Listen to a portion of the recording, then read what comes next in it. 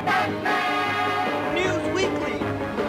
What's going on, everybody? Welcome back to another Batman News Weekly. This is episode 179 in year 4, and man, oh man, the Super Bowl happened, but more importantly, the Eagles lost. Because fuck the Eagles, I'm a Cowboys fan, and your fan base is trash.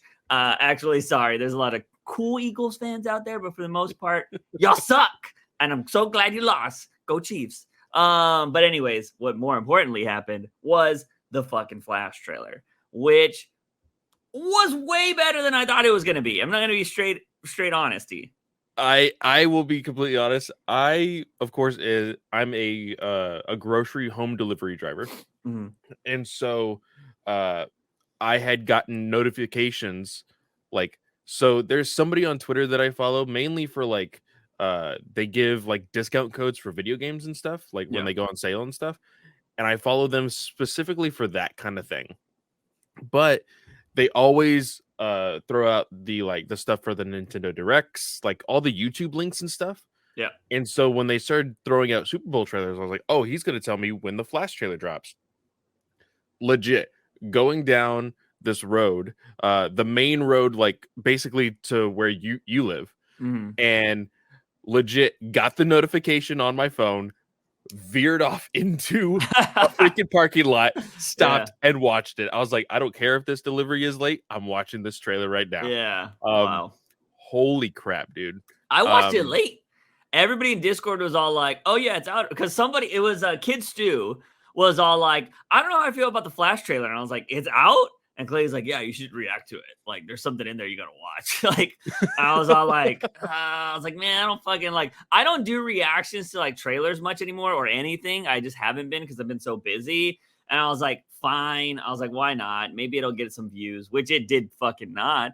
But I think it's because I haven't uploaded in so long. But yeah, it's the first superhero trailer in a while that has got me hyped. Although the last Shazam trailer made me more interested in the movie than the first one. The first one seemed like it was going to be very jokey and maybe not as cool. The second one was a lot of action. And I was like, okay, that looks dope.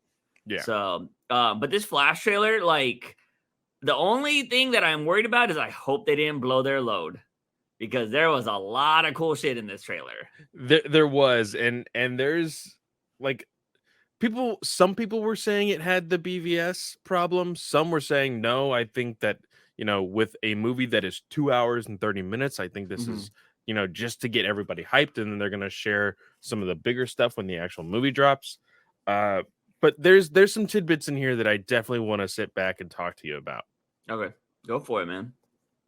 So, with our great new way of looking at podcasting, I am able to share the video with Juice and actually go frame by frame now that Juice showed me how to do it.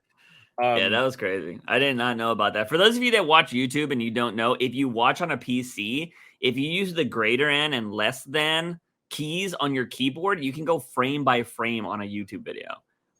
Something I recently just learned. Maybe that's the boomer in me, but I never knew that was a fucking thing. I know you could use the arrows to jump across 5 seconds, but not frame by frame, which is great if you're analyzing a freaking trailer, which is crazy. Yeah. So we open up and it has Michael Keaton's voice. Yeah. And dude, I'll be honest, I was like, oh, they're just gonna share his voice. They're not gonna show him again. Spoiler alert, they did show him this time. Yeah. But we get a cool little small opening action sequence with Batfleck. We get a lot of people are still very questionable on the Flash's costume and how he looks in the costume. This, of course, about 15 seconds in, he is all CGI, clearly. Yeah. I think it looks good. There's only the problem that I have is at the very beginning of the trailer, it almost looks like somebody copy pasted his head on somebody else's body. That's what Young said. And another thing. So yeah, I could see that. It's probably, they do wear those skin tight suits. So it's like that's probably his real head with the real cowl.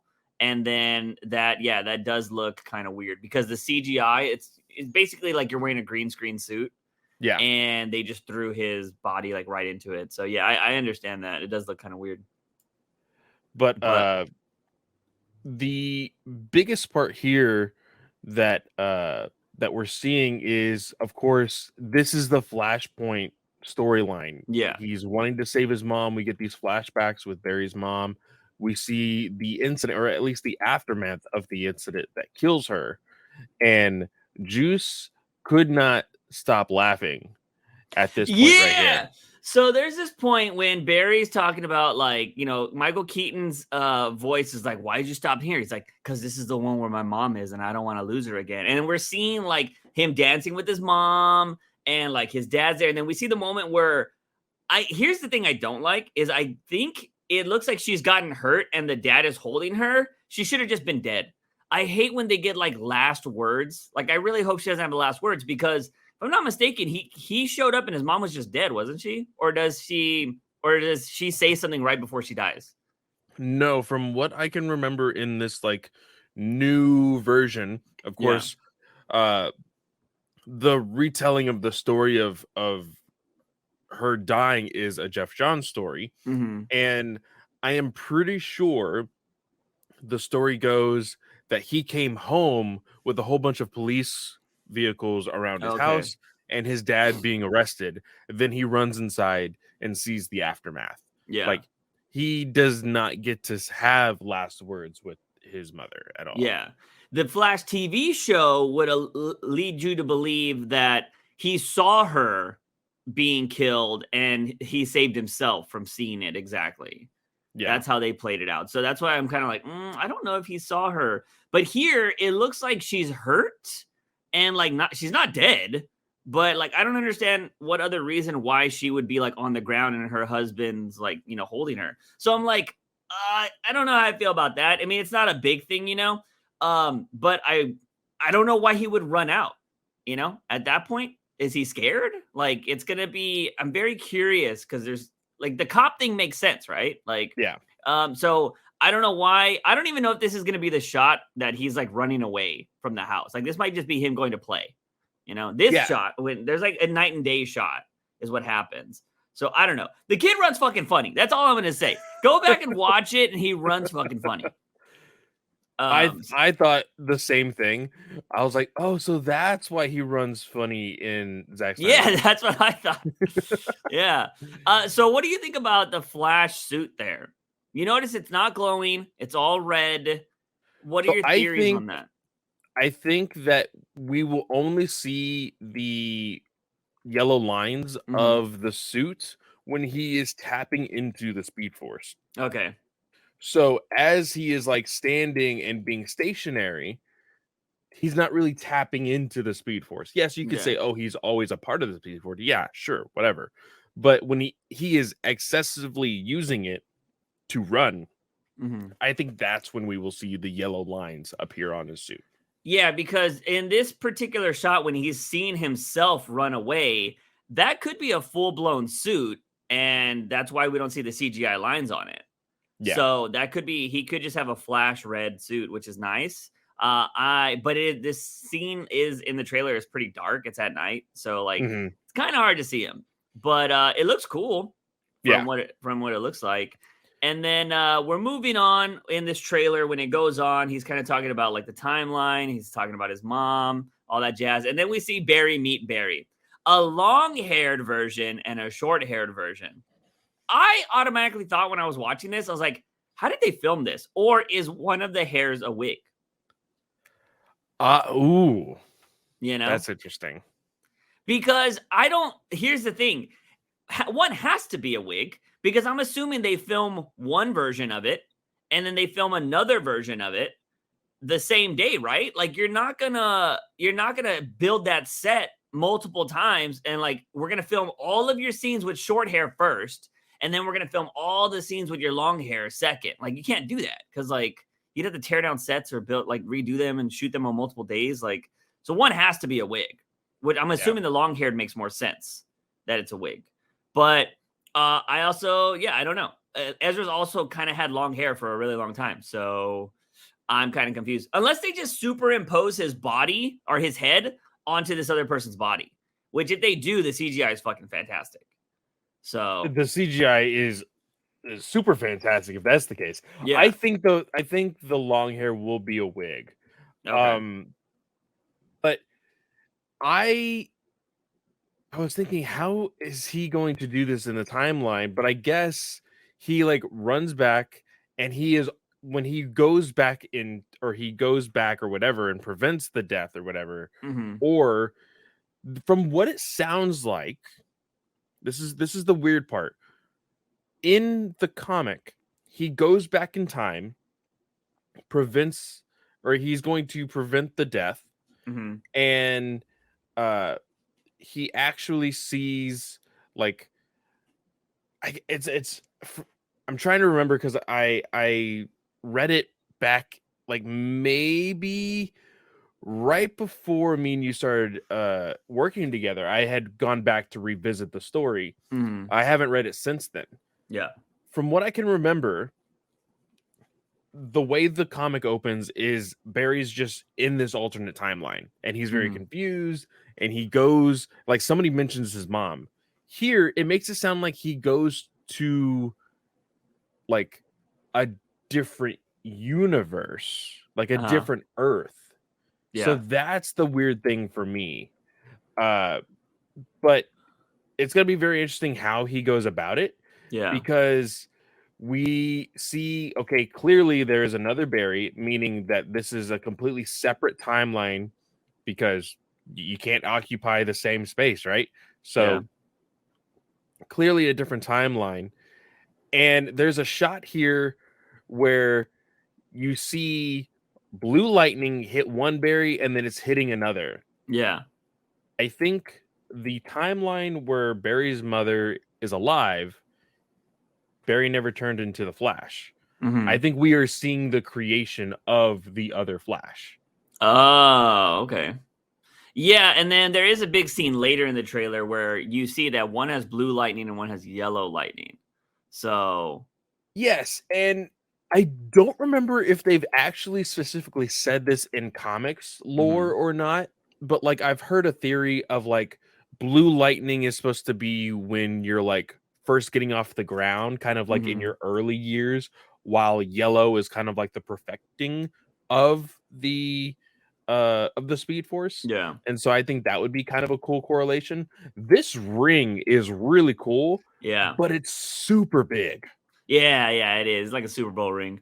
But I mean, I don't mind the size just because it fits a suit in it. So like you gotta I can also, get it's away like with the big, you know. like you could say, oh yeah, I'm a really big Flash fan and that's why I wear this ring. Or Yeah. somebody is gonna connect two and two and be like, you're the Flash, dude. Like, Yeah. No, it looks awesome the way it opens. And according to the comic books, it was given to him by Bruce Wayne. which we So see in the very next scene. yeah. Ben Affleck looks really good in Yeah. this trailer. Like he looks really, really good. I like this dialogue here. Like, oh, I could fix so much. He's like, yeah, or you could destroy everything. Yeah. Like, you got to be careful with what you're doing. We see the events of Man of Steel here, with the World Engine. We see Zod. Like, a lot of people were thinking that this is old, like archived footage of Michael Shannon and not really him. This is Michael Shannon. He has had interviews before saying that he did go back to film some things with Muschietti. We see Kara here. Dude, this Supergirl is going to be awesome. Yeah. So do you think that Gunn is just going to be waiting to see the reaction to Kara from this film to cast her in Supergirl of Tomorrow or whatever? I think so, because if I'll go into a little bit more discussion of that like after, because I want to talk about the reception of this trailer also when we're finished here. But this is the shot that we got at the very end of the teaser trailer. This behind the cowl thing, and that's where it ended. This time we actually get to see the other side, and it's Michael Keaton in the bat suit, and for the first time on screen, a Batman actor says, I'm Batman. Wait, what do you mean? He's definitely said "I'm Batman" many a times on screen before. Has he actually said it in the Batman movie? Like, I'm Batman? Yeah, in '89, he's like, "I'm Batman." Like, yeah, it's happened. Like, I'm pretty sure Really? even Christian Bale has said, "I'm Batman." I'm pretty sure. I Look, have to I'm go gonna back. hold up. You keep talking. I'm gonna look it up. Okay. Let's So see. we actually get to see a really dope, fantastical Batman scene here where like it's pitch black. You see all of the like muzzle flare of these guns, and you see Batman swoop in, pick up a bad guy, and then do a flip and then slam him on the ground. It looks really dope. I really like the way this is playing out. We also see a scene with Bat Cycle with Batfleck. There were so many people saying, "Oh my God, Christian Bale is in this movie" Yeah. because of the Bat Cycle. Yeah, so that was very interesting. So I'm gonna go ahead and talk about this. I just sent you a clip right now in your Discord. I don't mute your mic. I don't know if it's gonna show up on our recording, so you guys might hear "I'm Batman." I don't know how this program we works. No, I have to give it permission to. Okay, so I'm pretty sure it says "I'm Batman." You have to skip all the way to the end, but I didn't want to play it Oh, on that's my end. right. I remember Yeah, this scene. and he's like, "I'm Batman." Like, yeah, Yeah. it's a classic scene. That's why it got so popular, if I'm not mistaken. Because Okay. Okay. freaking 66 didn't say it. And I don't think he went around saying I'm Batman, you know?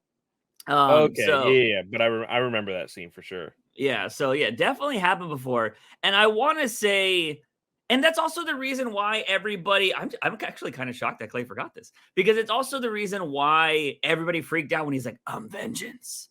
Because we've Yeah. heard Batman say I'm Batman before. And so Okay. everybody expects, like, oh, it's gonna be the same line. And then when he said I'm vengeance, which is the coolest thing in the whole movie. Yeah. But like, yeah, anyways, going back to this scene, so one thing we'll be talking about in a little bit is Clay told me, he's like, there's something you're gonna want to see in the trailer. And I was like, oh, what the fuck is this gonna be, right? Just a quick spoiler because it happens later on in the trailer. It's Blue Cow Batman. And we're gonna dive into that. But as I was watching this whole trailer, I never picked up on Blue Cow Batman until the very last time you see him in the trailer. And I was just like, what the fuck? And even other people didn't realize that until they saw my reaction. Because even when you look at these scenes, these small little tidbit scenes, Mhm. this is clearly from the same, I guess, act Yeah. where you see him in the back cycle. It does not look blue No. in these small little scenes. You have Again, to really pay attention. yeah, And like we're doing it at like fucking frame by frame, and we can be like, oh, yeah, it looks blue. But if you're watching it in real time, it is extremely hard to tell that it's blue. yeah. Yeah. But there's a scene here where we see who we can only assume is Supergirl Mm-hmm. flying into the clouds. It looks like it's storming. Yeah. Who do you think she's carrying? That has to be Barry. Has to be. Okay. Yeah. So that's what I assumed. Mm-hmm. I assumed that something is going to happen where maybe he thinks that he loses his speed force. Mm-hmm. And just like in Flashpoint, he needs to get struck by lightning. I Mm. think Kara is going to get him struck by lightning. There were so many people that thought this was Henry Cavill. Why?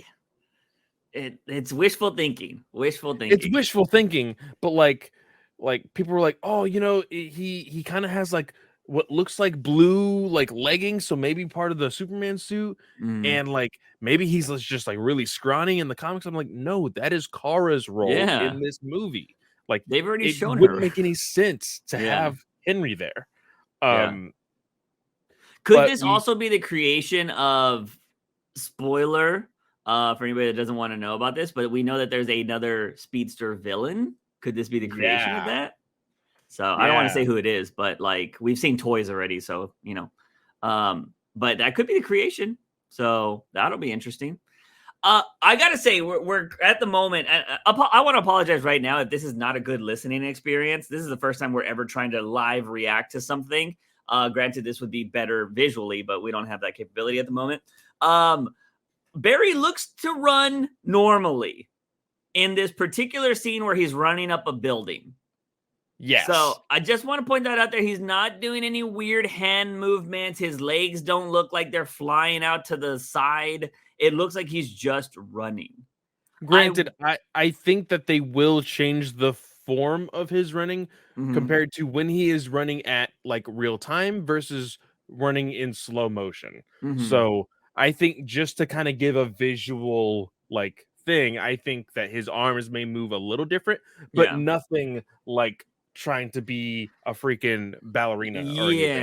Yeah. He apparently, I have a video that I haven't uploaded on my shorts channel yet, but he said he studied martial arts stuff and that's why he ran that way. It makes no sense. Like we covered it on stream. I'm like, this doesn't make any fucking sense on why he runs this way. And then I showed the fastest man on the planet, Usain Bolt, doesn't run anything fucking like that.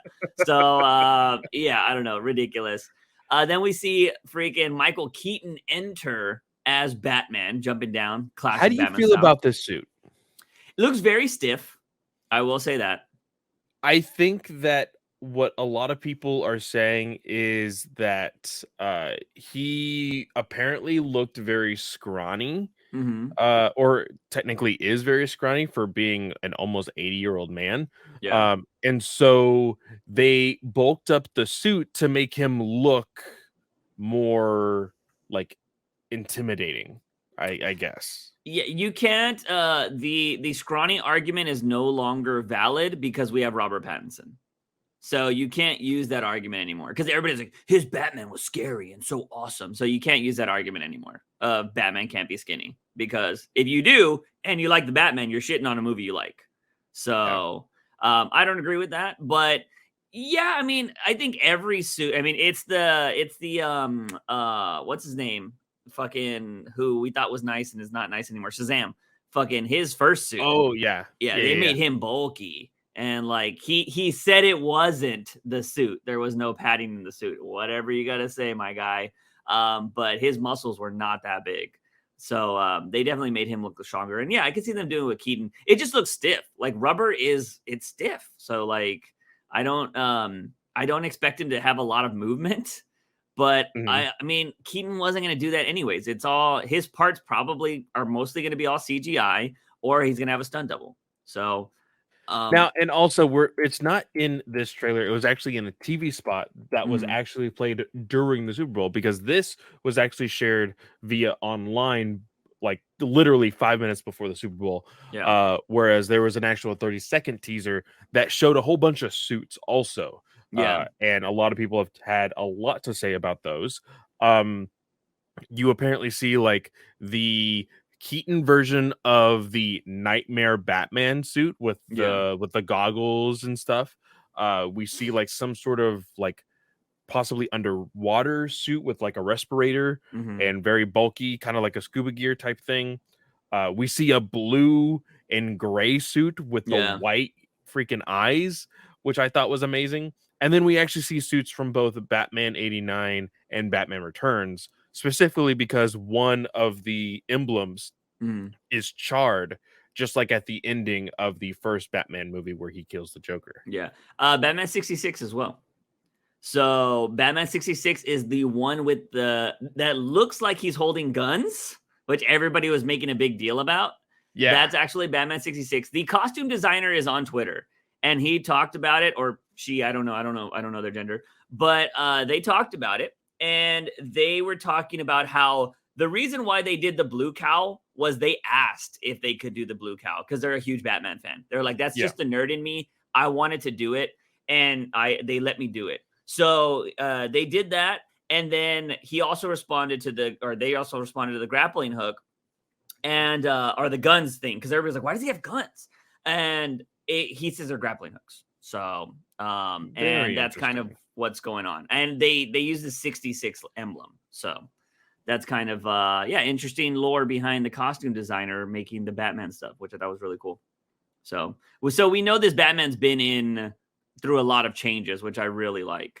So I think that's pretty cool. It'll show character development, which is something that we always want with characters, especially returning characters. Yeah, and Batman should have more than one suit. I mean, I hate I think it's disrespectful to compare him to Iron Man, but it's an easy reference because everybody knows Iron Man now, and Iron Man's had a billion suits. Batman has always had a billion suits. He's had a suit for when it's fire, when it's cold, when he needs to go underwater, and I feel sorry for the kids of like this generation because you never got the like. Do you remember when we were kids how many variations of Batman toys came out Oh all yeah, the freaking time? yeah, Ninja Turtles as well. Yeah. It's because they always had to sell toys, right? Like, dude, me and my brother growing up had like every Ninja Turtle ever.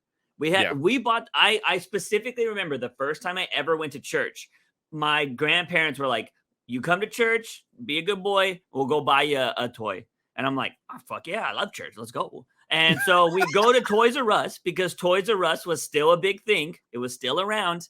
Going to Toys R Us, and we walked straight. There was a Ninja Turtles like section. There was like so many Ninja Turtles. Me and my brother had so many of them already. We ended up buying April O'Neil and her boss because we had everybody. So it's all like we don't need any more. Like we had the Donatello pizza car driving one. Like we had all of them. And so we bought the characters that we didn't need, like or we didn't care about. And so there was so many references there. Awesome. Like there was one bat suit that was like it basically the suit looked like fucking bubble wrap because it had like all these little things. And somebody posted a picture of the toy and they're like, "Put this in there, you cowards." Yeah. So I mean, I'm pretty sure if we were to go to a toy, I mean, there's not toy stores anymore. It's like Walmart, Target. Well, not only that, but more so, it's the accuracy to the comics that people are a little bit more interested in. And McFarlane has been very big with bringing those to life, at least in the toy aspect. Yeah. But this next shot here, I think, is having a lot of people like, holy crap, this may actually be a good movie. This shot is pure CG, but it looks so good. This is like a pure superhero scene moment. You see both Flashes like sliding into each other, but their heels touch, and then they're like a big giant explosion of electricity, and then they run off. Really cool looking stuff. But we then that was another scene here. You see Barry it looks like he's getting struck by lightning. Yeah. I think that is in the sky. And this could also be one of those versions. Well, I mean, if you go back to the frame prior to this, it looks like the Batwing is connected to him though. So is the Batwing getting electrocuted and it's sending a shockwave to Barry? I did not catch that first time around. Here's the thing too, though, is remember, there's a line in this trailer where Barry says, "I created a universe without metahumans." So what if he's creating the other Barry right now in this particular sequence? Because all of these different shots of where Barry's getting shot by lightning, one of those could be creating the bad character. So that's a possibility. Because in that particular one with the Batwing, it looks like his face is on fire. And we've seen what the other character looks like. So that could be the scene. So, like, there's a lot of, like his face looks like it's getting destroyed. Kind of like that scene. Is it Watchmen? Watchmen? Yeah, when he is turning into Dr. Manhattan. Yeah. It's kind of like that. So there's a lot of possibilities here, which I like that it's not cut and dry. You know what I mean? That we know, like that's automatically the scene. But there's so much in this trailer. The next one, we see Supergirl punching the shit out of Zod. Which I think was huge. Love the Flash tornado. Like, I never thought we would ever see this in live action. Yeah. I am curious if Muschietti is a comic book nerd. Because, like, there's a lot in this movie. Yes, there is. Including, we finally get into it. Yeah. Blue cowl, gray suit, Batman. I saw people bitching about this. Obviously, it was Snyder fans bitching about this suit. They're like, they killed it. They destroyed Zack Snyder's excellent freaking costume designs. Well, like I heard a lot of people destroying this suit for many other reasons, and that is particularly because of something that you mentioned. What is up with these like shitty leg belts and like mesh and even the bat symbol being cracked open like a chest plate. Yeah. Like, I think it'll be like an in-story reason. Yeah. But we got blue cowl, blue cape, not so much yellow belt. It's more like that a belt, golden brown. Yeah. Ugly ass belt. Suit. Yeah. I will say I could see the reason why the belts are so shitty is because maybe it's a movement problem. Maybe they have to add that elastic type band to make it work. I don't really know. But I still think it's a movie. Make it look as good as you can. I don't give a shit about movement. Like if you're gonna, that's all CGI. Like you can CGI a really good belt. So I don't understand why that belt looks kind of shitty. But the best belt is you can buy Batman's utility belt like from like Sideshow collectibles or whatever, and it looks amazing. That's the best belt that you can buy. It's got a bunch of pouches and stuff like that, so I think it's really cool. But Blue Cow Batman, dude, y'all guys can go see my reaction on Juice from the Box Reacts. Just go check it out. It's the last video that I uploaded, and you can see my full reaction to this trailer. And like, I have a delayed reaction when I'm like, huh? I'm like, is that what? Like when you first see him, I think you kind of notice the blue hue because you tilt your head, and then when you see the full on bat suit, like it was after the fact, you're like, wait a second. Hold on. And that's when you went back to talk about it. I thought that was really funny. So there's a lot of that. We do get to see. So here's the thing. You notice that they never really show the other Flash suit like up close. Yeah. So like, I think they don't want to give it away, obviously, because we've talked about it before on the podcast already. But the second Flash suit is just a bat suit turned into a Flash suit. And so it looks really shitty from everything we've seen. In this drop kicking moment that he's drop kicking somebody, that looks fine to me because he's just going super fast. He's going to destroy somebody who could be either Zod or somebody else. We don't know yet. I don't know. I think it seems like it might be Zod because Zod has that power suit kind of thing on, like Kryptonian suit. Because Zod has like a pack on his back, doesn't he? Or something. I mean, he has like Kryptonian armor. Yeah, so because like if you look at right at the start, it looks like he's wearing something on his back, kind of like back armor. Oh yeah, yeah, and then he gets yeeted. So I think that's kind of what might be happening. But I mean, at the moment right now, it does look like they're just showing like, oh yeah, Zod's gonna be the villain, and then maybe there's gonna be a surprise villain. We'll see. Because guarantee, we assume that there's going to be one. I pretty much think there is going to be one, but there can always be toys made that are not real. Like, Yeah. So we could be getting a red herring or whatever they call it, that phrase. And then we do see Kara. She saves Batman. A lot of people, Young was one of them, was making fun of this particular thing. Like the CGI is bad. Also, I want to point out, there are people making bad CGI to troll this movie. Like it's not real. I saw somebody post like, what's with this CGI? And it's when Keaton's Batman is like, we try to survive or whatever. And it's like when they show Supergirl.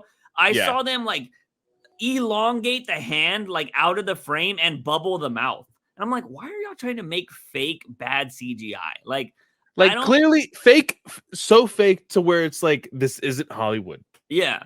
Type of CGI. Yeah. And I'm somebody that likes to go back and verify stuff. So I was like, was it really that bad? And I went back and watched the trailer. I'm like, these fucking guys, like they're fucking liars. So don't believe all the clips or anything that if you see somebody talking shit about this movie on Twitter or Facebook or wherever you get your news, go back and watch the trailer for yourself because it might be Snyder fans just trying to talk some shit. Because the photo I saw, I was like, oh, that does look bad. And then it's not even in the trailer at all. So, but yeah. We're watching the particular scene right now where Kara saves Batman from getting shot in the face, it seems like. And Young's quote for this, he was like, this reminds me of the Polar Express characters. He said that's what the CGI reminded of him. And I think it's only the guy on the right. I think Batman looks great. I think Kara looks great. And I don't know how you feel about this. He says, he said this in the stream. Kara like doing this dashing and hitting people, he was like, nobody like moves like that. And I'm like, she's a fucking alien. Like she's flying. one thing that you have to remember about the Flashpoint storyline is that the character is not Supergirl, it's Superman. But either way, they're both Kryptonian, and they never had the opportunity to use their powers. Yeah. This is going to be the first moment that Kara is using her powers. Yeah. In sunlight, like she is literally like, I don't know, it's like almost animalistic because she has been tested on. She is very, very angry. Like in a small way, I can kind of see like here's the problem with well, not really a problem. If she ends up being Supergirl for Woman of Tomorrow and they use, because Gunn did say she is somebody who has survived the small chunk of Krypton that is left after the destruction of Krypton. Yeah.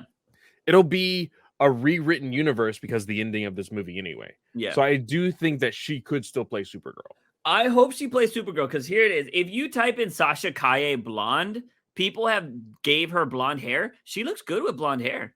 So like if they want to make it look different from this Flash universe, they could give her the blonde hair.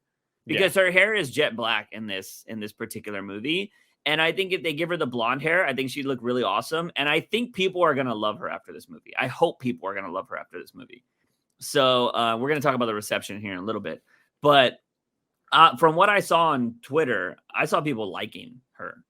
So, there was a lot of people that like, people were liking this trailer so much. People were actually saying like, why did the Flash trailer have to be that good? Yeah. Because they were wanting to hate it because of everything having to do with Ezra Miller. Yeah. Granted, you can still fucking hate Ezra Miller. That's totally fine. Yes. Like, I don't think he's a good guy. Like, but I think a lot of people were expecting this to not be great, so that way they could continue to crap all over his career and DC and everything else. But it looks like it's going to be a really solid film. I hope so. I have seen trailers before that get me hyped, and I'm just like, oh. So we'll see. But I had made the prediction that this movie is not going to flop. There's so many people that think that this movie is going to flop because of Ezra Miller, and I was like, no, you have two Batman. You just had so many men that were watching the fucking Super Bowl at this time, and they were like, Michael Keaton's Batman? Like, what? They're probably going to go watch this film. You know what I mean? And because they grew up on that Batman. And the trailer just looks awesome. Like, it looks like an actual superhero movie. And can I just point out, this is wild, because my friend is a Kansas City Chiefs fan, right? So we were playing PUBG on Saturday. And as we were playing games, we kind of talk about stuff. And my friend said, I think Batman's one of the most boring superheroes. And I was like, like, I couldn't believe it. And it's because we were just talking. He watches all the superhero movies and stuff. He's a big film guy. But he was all like, he just seems kind of boring when it comes to other superheroes. And I was all like, and of course me, I had to go into defense mode. And I was like, it's because you've only seen boring fucking Batman. I was like, the directors and society, for some reason, think Batman has to be realistic. And that's why you're seeing this boring fighting, and you're seeing this like, oh yeah, I gotta be real, and oh, I have to be this and that, and like, and it was weird because this is something I guess people don't realize, because he liked the Batman, right? Yeah. But I told him, I was like, dude, the Batman was boring. I was like, he didn't even have a cool car. I was all like, he was like, what do you mean? I was like, he just had a muscle car. That's all he fucking had. And it had a turbo booster on the back. I was like, that's not Batman. I was like, anybody can have a muscle car. And he was like, oh yeah, I guess I didn't really notice that. I feel like some people don't notice all the Batman-y shit that Batman should be doing. And then, so this trailer came out, and I was all like, yes, Batman doing Batman type shit. I was like, this is what we should see him doing all the time. And like, he's just, he's the peak human. He's even better than a human, but he is human. You know what I mean? I was like, you should make him look awesome. This trailer made Batman look awesome. Keaton flying in like a bat and taking people's legs out and throwing them down and stuff. That was cool. Yeah. Why can't you do that? And so, like, if you love the Batman, good. I hope you enjoy your little series over there, but I'm hoping I'm getting this Batman going forward. A badass Batman. Dude, him blowing up a cop car and running away from a spaceship was way more exciting than that fucking traffic scene in the Batman, where he's just waiting in traffic. Like, what the fuck? And that's how exciting chases should be. You know what I mean?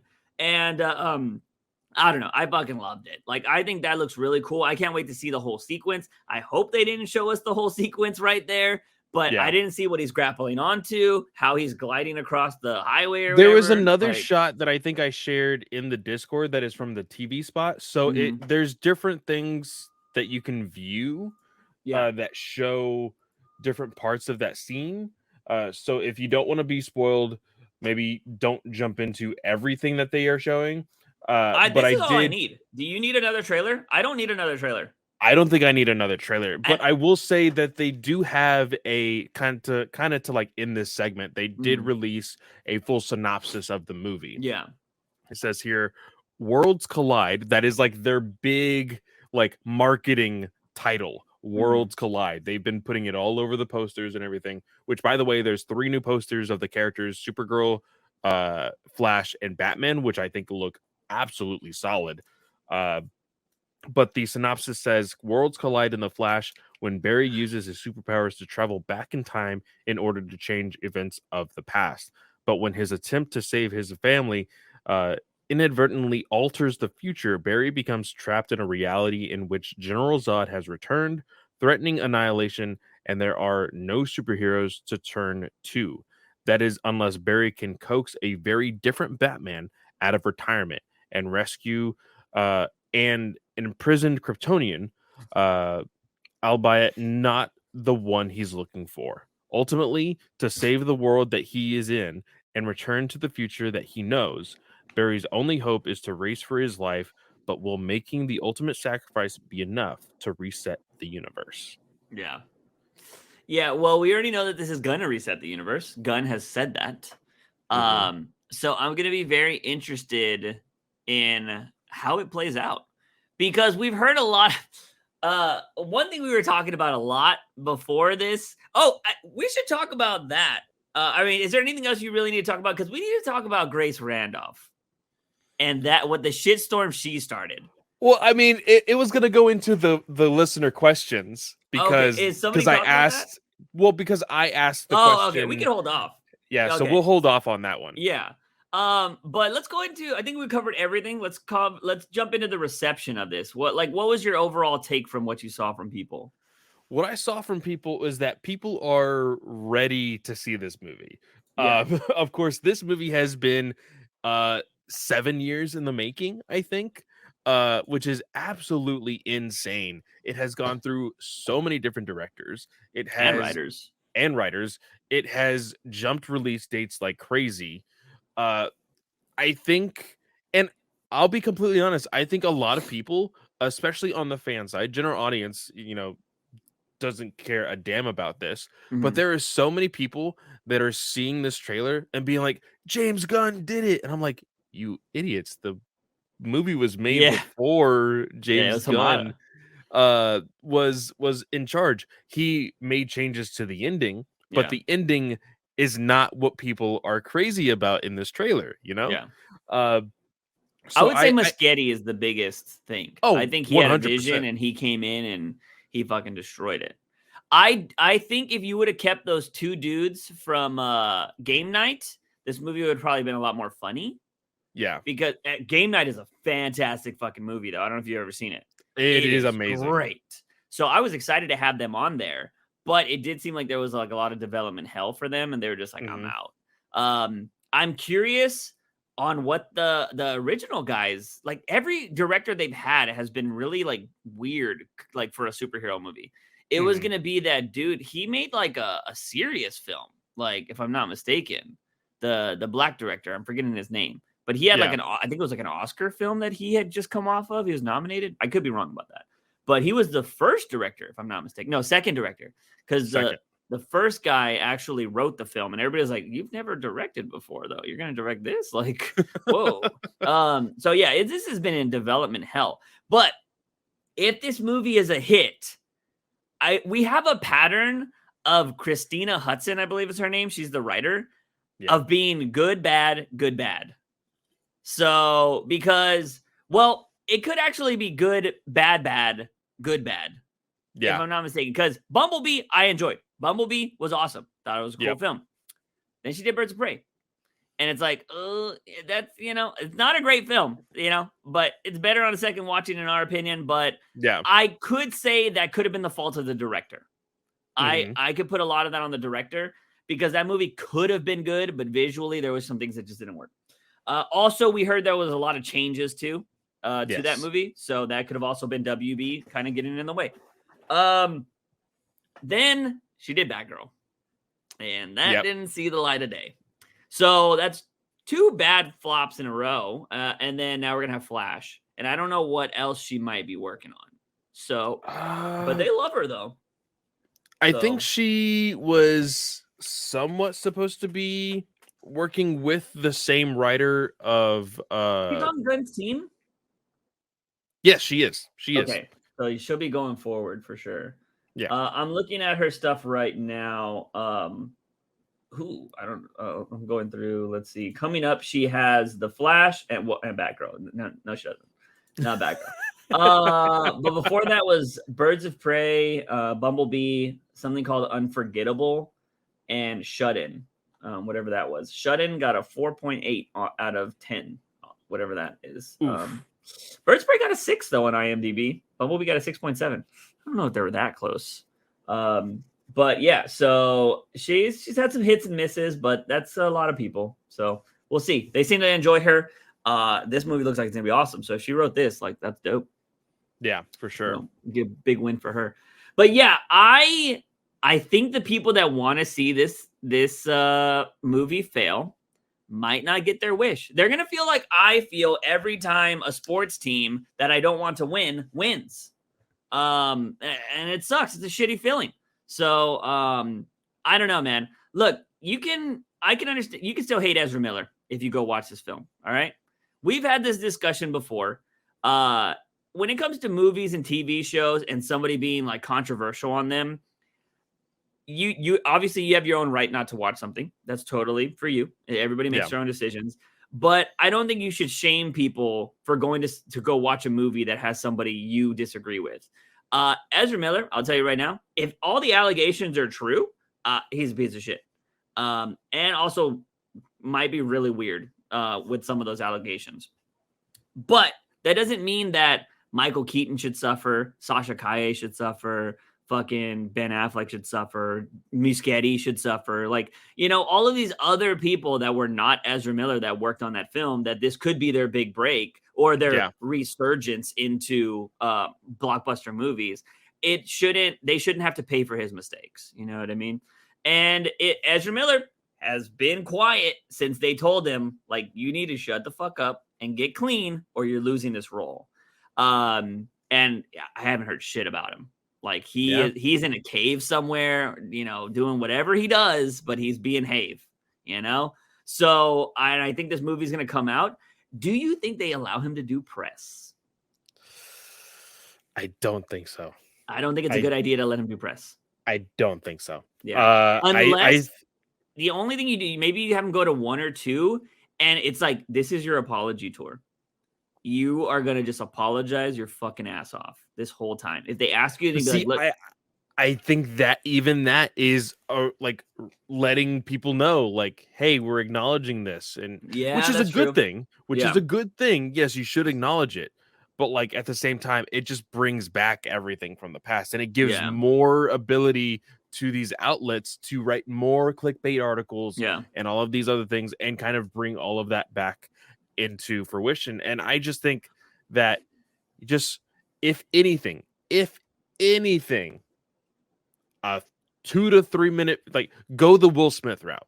2 to 3 minute video. I thought that was bad. I thought Will Smith's apology was bad. So you know what? Just shut the fuck up, Ezra. Just don't even do anything. I actually agree with Clay. I actually think that it probably would be worse because if you have a bunch of bad articles come out right before the movie, that might sway people. It's the her emails situation, So like maybe you don't do that. I actually walk back what I said. I don't think you let him do press. Just let him still be in his cave until this movie comes out. And then if it makes, they probably need to make like 600 million to break even, because like it's like a $300 million film plus like advertising. That Super Bowl spot's a few million alone. Yeah. So let's just say 350 to 400 is where they've spent on this movie total. So yeah, to be profitable, you got to definitely be over 400, which I think this has got to get a China release, right? I hope. Yeah. I will say this. I'm gonna go ahead. I'm gonna put the money down. Mm-hmm. I think opening week, not weekend. Mm-hmm. I think opening week it hits 200. Oh, that would be a success. Yes. First week. That if the first week they hit 200, because I think right now Ant-Man, I'm going to go see it today as the time we were recording this. It is going to be the second Rotten MCU film. Yeah, we talked about that on Tomatoes. stream. Yeah, we talked about it on stream. But the projections actually went down. They projected like literally an hour before it hit Rotten. They were like, it's going to hit 180. And then it hit Rotten. They're like, new projections. It's going to hit 150. Oh, I'm like, wow. God damn. 30 million. It's insane how much people... Here's the thing. This is why I don't like Rotten Tomatoes, because I think Rotten Tomatoes has biases. I think a lot of the writers that they have are biased to a lot of people. I did a deep dive on my old channel, which is called Rotten Juice now. Ironic. But the system that Rotten Tomatoes uses is a faulty system. If you go and actually read reviews, and we did this on the last stream that I just had, we were reading the Ant-Man reviews, and some people gave it a 1.5 out of 4. Somebody gave it a 2 out of 5. Somebody gave it a 6 out of 10. Like, everybody has their own. Somebody gave it a B. Like, there's a million different rating systems, and Rotten Tomatoes just pulls these reviews from other websites, and all they ask you to do when you're submitting your review, from my understanding when I was researching this, is they tell you, is it rotten or is it fresh? And that's all they need. They don't care about what your review says. They don't care about what number you gave it out of 10. And I think that is, so what they end up doing is, if you got, out of 10 things, if you got 6 freshes and 4 rottens, it's a 60%. That's how they work. But if you had all those freshes give it a 5 out of 10, then that's fucking average. So like that would bring it down significantly. And they don't do that. If you're Rotten Tomatoes, you're one of the biggest, if not the biggest website people go to find movie reviews. You could force everybody that wants the clout of being on Rotten Tomatoes as a reviewer, be like, fuck the fresh or rotten. You have it as an average, because I believe it's 60% or higher is fresh, from my understanding. Yes. Yeah. Then make them vote out of 10. What do you think this movie is out of 10? That's all we fucking need from you. We don't give a fuck about your review. What do you think it is out of 10? And this is the critically acclaimed people. I think you do that, and it's a more honest review. But as of right now, that's why I tell everybody, do not follow reviews, because Rotten Tomatoes is fucking garbage. Like, they don't have a good system. So, because all of the DCEU movies, whether you have problems with them or not, would actually be higher if you use an actual system. I did the math. Go watch my video on my channel. But yeah, pretty crazy shit. I'm just worried about like people like Rotten Tomatoes bombing The Flash because they don't like Ezra Miller. So that's the only thing I'd be worried about. But hopefully, because I mean, we saw like not even The Rock could beat bad reviews. You know what I mean? Yeah. And like, so I'm going to be curious, but I'm hoping that a lot of writers won't do that, or if anything, just do a little blurb at the end. Like if you like the movie or whatever, and then write it, and then at the end you can be like, oh, but Ezra Miller is controversial, whatever, because people are going to do that shit, right? So yeah, that's the only thing I would worry about. But it does seem like a lot of people are excited to see this film, and it is supposed to be the kickoff of the new universe. So we'll see where it goes. So yeah, but it got me hyped, and I've watched this trailer a few times now, and I haven't done that with a superhero movie in a really, really long time.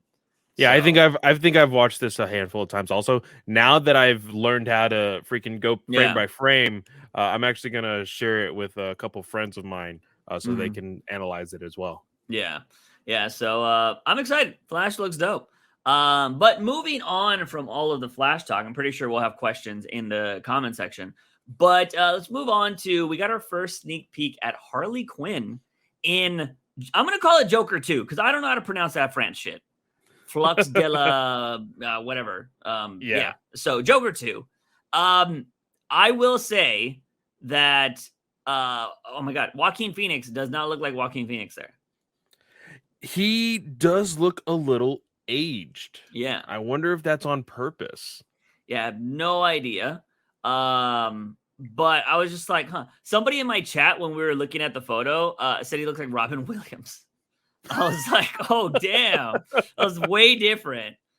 I'm curious. I mean, there's not much to say about this. I mean, it looks like Lady Gaga. It's just like a small little frame. It's not like it's a video or behind the scenes look. No, it's just literally a photo. This is something that Todd Phillips has been doing for quite some time, even with the first film. So I think we can expect possibly like a few more pictures, possibly showing other characters in the future. But seeing our first look at Lady Gaga in Joker 2 has gotten a lot of people hyped. Like there's some person I saw on Twitter was like, wow, I can't believe Lady Gaga is going to get her first Oscar without even trying. And I'm just like, calm down, okay? Yeah. Like calm down. Just imagine, dude, if Joker 1 got best actor. Yeah. And now you're gonna get best actress for Joker 2. Like, That'd how be crazy. wild would that be? Dude, if the film, like, I'm telling you, if you do Joker plus La La Land, like, that could be an Oscar award-winning film. Like, because I think the Oscars appreciate, like, ascending a genre. Like, if you do something different in a genre, I think they really appreciate that. And musicals usually get nominated on top of, like, war movies. But I think it might be... I don't know, man. I really hope it's something very different from the first movie. Like, if it's a musical, I'm down. Like, I'm fucking down. So I know a lot of people are like, oh my god. I feel like people are gonna hate it if it is a musical. They're just gonna hate on it. But like, I think if you appreciate film, I think it'll probably be amazing. So I'm excited to see where it goes. But there's not really much else to say about it. It's just a photo of Lady Gaga. We have it in the Discord. By the way, join the Discord if you haven't. There should be a link in if you're on YouTube, you should better click the link to get to Discord. But anyways, there's that. What else we got? We got some Penguin news, if I'm not mistaken. Yes. So we have 3 new actors, I believe. Let's see here. 1, 2, 3, 4 joining the cast in unknown roles for the Penguin. We have Renee Felix from the show Runaways. We have Michael Kelly. He is from Jack Ryan on Amazon. Recently, me and my wife have been watching that show. Excellent show. Michael Kelly is an excellent actor. He was also in Man of Steel as a person of the press in the Daily Planet. And then we have also Sheree.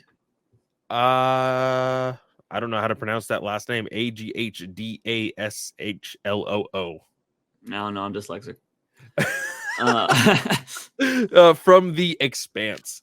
And then Deidre O'Connell from Outer Range. They've all, like I said, joined the cast in unknown roles.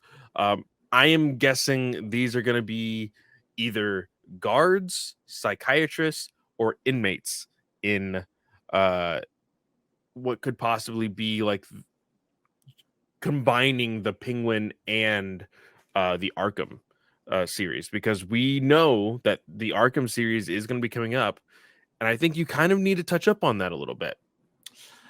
I don't know. I mean, I don't think Arkham needs to have anything to do with Penguin. That's personally. I think again, Penguin could be the Sopranos of this. You know? True. We also in this article they do remind us that Kristen Melody was also announced to be Sophia Falcone. So you might be right. This may actually be. I could actually see Michael Kelly in a more like gangster kind of Sopranos like role. So I could see this being like a part of the family, you know, just like everybody being like, hey, you know, to Penguin, you're taking over the city, you know, but like, what are you going to do now? You know? Yeah. So it's going to be very interesting to see how this plays out. We've always said Penguin was probably our favorite part of that movie. Yeah. So we're looking for at least a good to decent show. I want to ask you this question because I've been thinking about it. Now that we're getting our own DCU, it seems like we're going to get a badass Batman. We got James Gunn, who I believe was both of our top picks to be the head of the DCU. Mm-hmm. Do you just view? I just view the Batman as like, I don't care if it's bad or good or if I like it anymore. I kind of curious. I'm like, maybe I'll give it another shot because I'm not going to have to. It's not the only Batman I'm going to get now, so I don't care about it anymore. You know what I mean? Like, I'm like, I hope it's good now because it's just extra. True. I think that for us being a Batman podcast, I think that I want it to succeed. Yes, I agree. But for me, I think looking at the horizon of like a fantastical Batman and Bat Family is also going to make this podcast boom. So I think that we could win either way. Yeah. But also just in because it pertains to the Batman universe, says, could the Batman Part 2 feature mob boss Salvatore Maroni? The Penguin series will be in production in the next 5 to 6 months. However, the casting call sheets reportedly say the actor who plays Maroni will have a 1-year deal via Daniel RPK.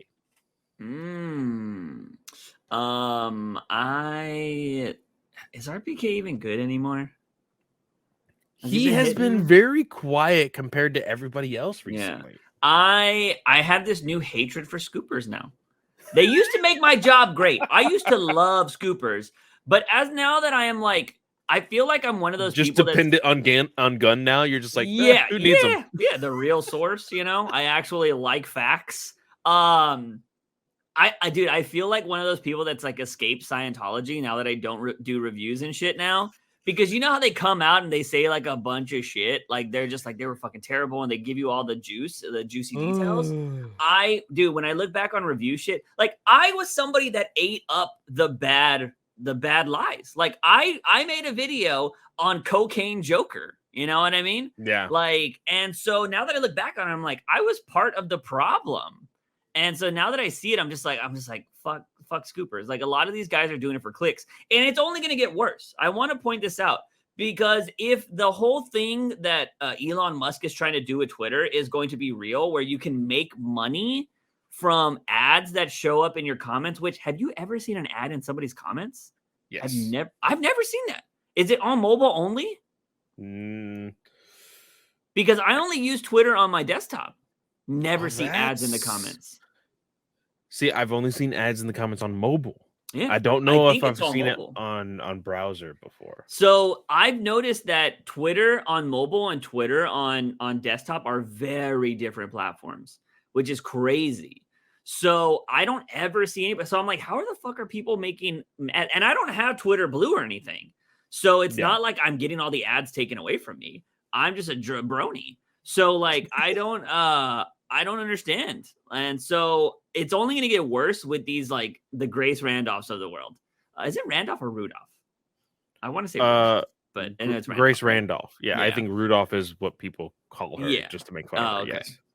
Yes. So yeah, I think it's going to get worse, and you're going to see a lot of these people. That's why I've always said, man, if somebody, and I wish I had the time to do it. If I wasn't doing anything else, if I wasn't trying to get other things off the ground, I would run a website or a Twitter account at least that would call out everybody that gets shit wrong and be like, I would keep a record of their shit.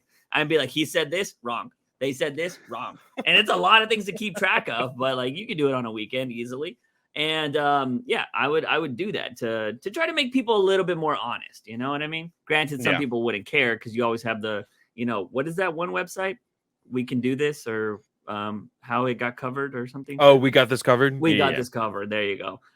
Fuck those guys. They're like wrong 9 out of 10 times. But yeah, so this 2023 is fucking, Revenge of Juice or something on Scoopers or something. I don't know. Come up with a better title. So yeah, if somebody's got a better thing for why I hate Scoopers now. But anyways, I think that's all of the news. Yeah, so we can go on to listener questions. You want to do the first one on Discord first? This is only one. No, let's actually do the Grace Randolph thing. Okay, so yes, I fed into the chaos that was in Twitter. And so Grace Randolph one day last week, over the weekend, mentioned that there's going to be another Batman reprising their role as a cameo in The Flash. Mm-hmm. And then she added, also has the potential to be reprising their role as the new DCU Batman. This literally made Twitter explode. Everybody was freaking out about this. And so I was like, you know what? I'll go ahead and ask the same question via our Discord. Yeah. And I said, I'm going to flip the script this one time.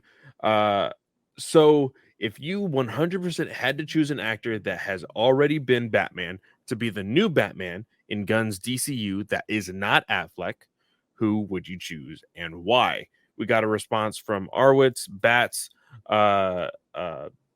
Young, and Kid Stu. So from Arwitz, he said Robert Pattinson, for one, because you only have one Batman out there after that. And he says, two, you can treat it like the Brave and the Bold Batman, show where it starts out solo and then opens up to the other heroes, same as the Batman show. And three, I know it's divided, but he's at least liked by a large number of people. And I would only ask for his Batman to be more comic book like. Then Bats says, I feel like Christian Bale is a really good pick because his acting ability to really immerse himself into the character. It's been years since the Dark Knight trilogy, so it's a good time for him to try to be an older Batman, but not as old as Keaton, and bring a new perspective into the character. Mm-hmm. And then Young said, Robert Pattinson, he's the youngest to match Gunn's 25-year-old Superman, and wouldn't have two Batmans around. Now, I will say the 25-year-old Superman has not been confirmed by Gunn. Yeah. He's just said younger Superman. So yeah. keeping that out there as well. And then Kid Stu, I just love the sass in his response. He's like, first of all, I think there's 0% chance of any previous Batman actor being the DCU Batman. If I had to choose, though, I'd go for Bale. Reason being, he's young enough to still be believable in the role, but old enough to have 4 Robins. Yeah. I feel like the Robin talk is for another podcast. We kind of had this in Discord, but a lot of people, I think you were saying that he's probably around 50, right? If he has 4 Robins. Yeah. I think we're just overthinking. No, I think he's around 40. Okay.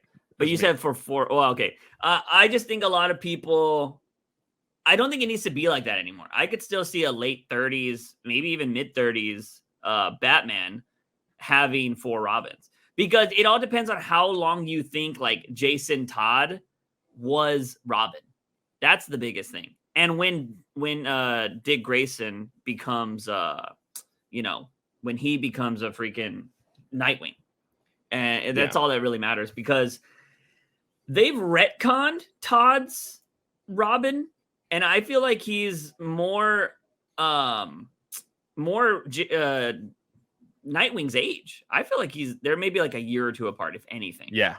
And Damian and Drake are like 3 years apart max, in my opinion. So like, I feel like it's a topic for another day, but I don't think Batman is as old as some people would assume with having 4 Robins. But anyways, I don't know if I texted you this. I thought I put it in the Discord, but I don't see it in spoiler chat. But you were like, you posted like, oh, there's this rumor going around, but you're not going to like who it's from, Juice. And I was like, fuck that guy. He's a liar. And because it was a super. Yes, it was My Time to Shine. Yeah. And the reason why, like, because I eventually said, oh, we're still going to talk about this because I want to talk about the perspective of myself and everybody that is going around saying all these things. Mm-hmm.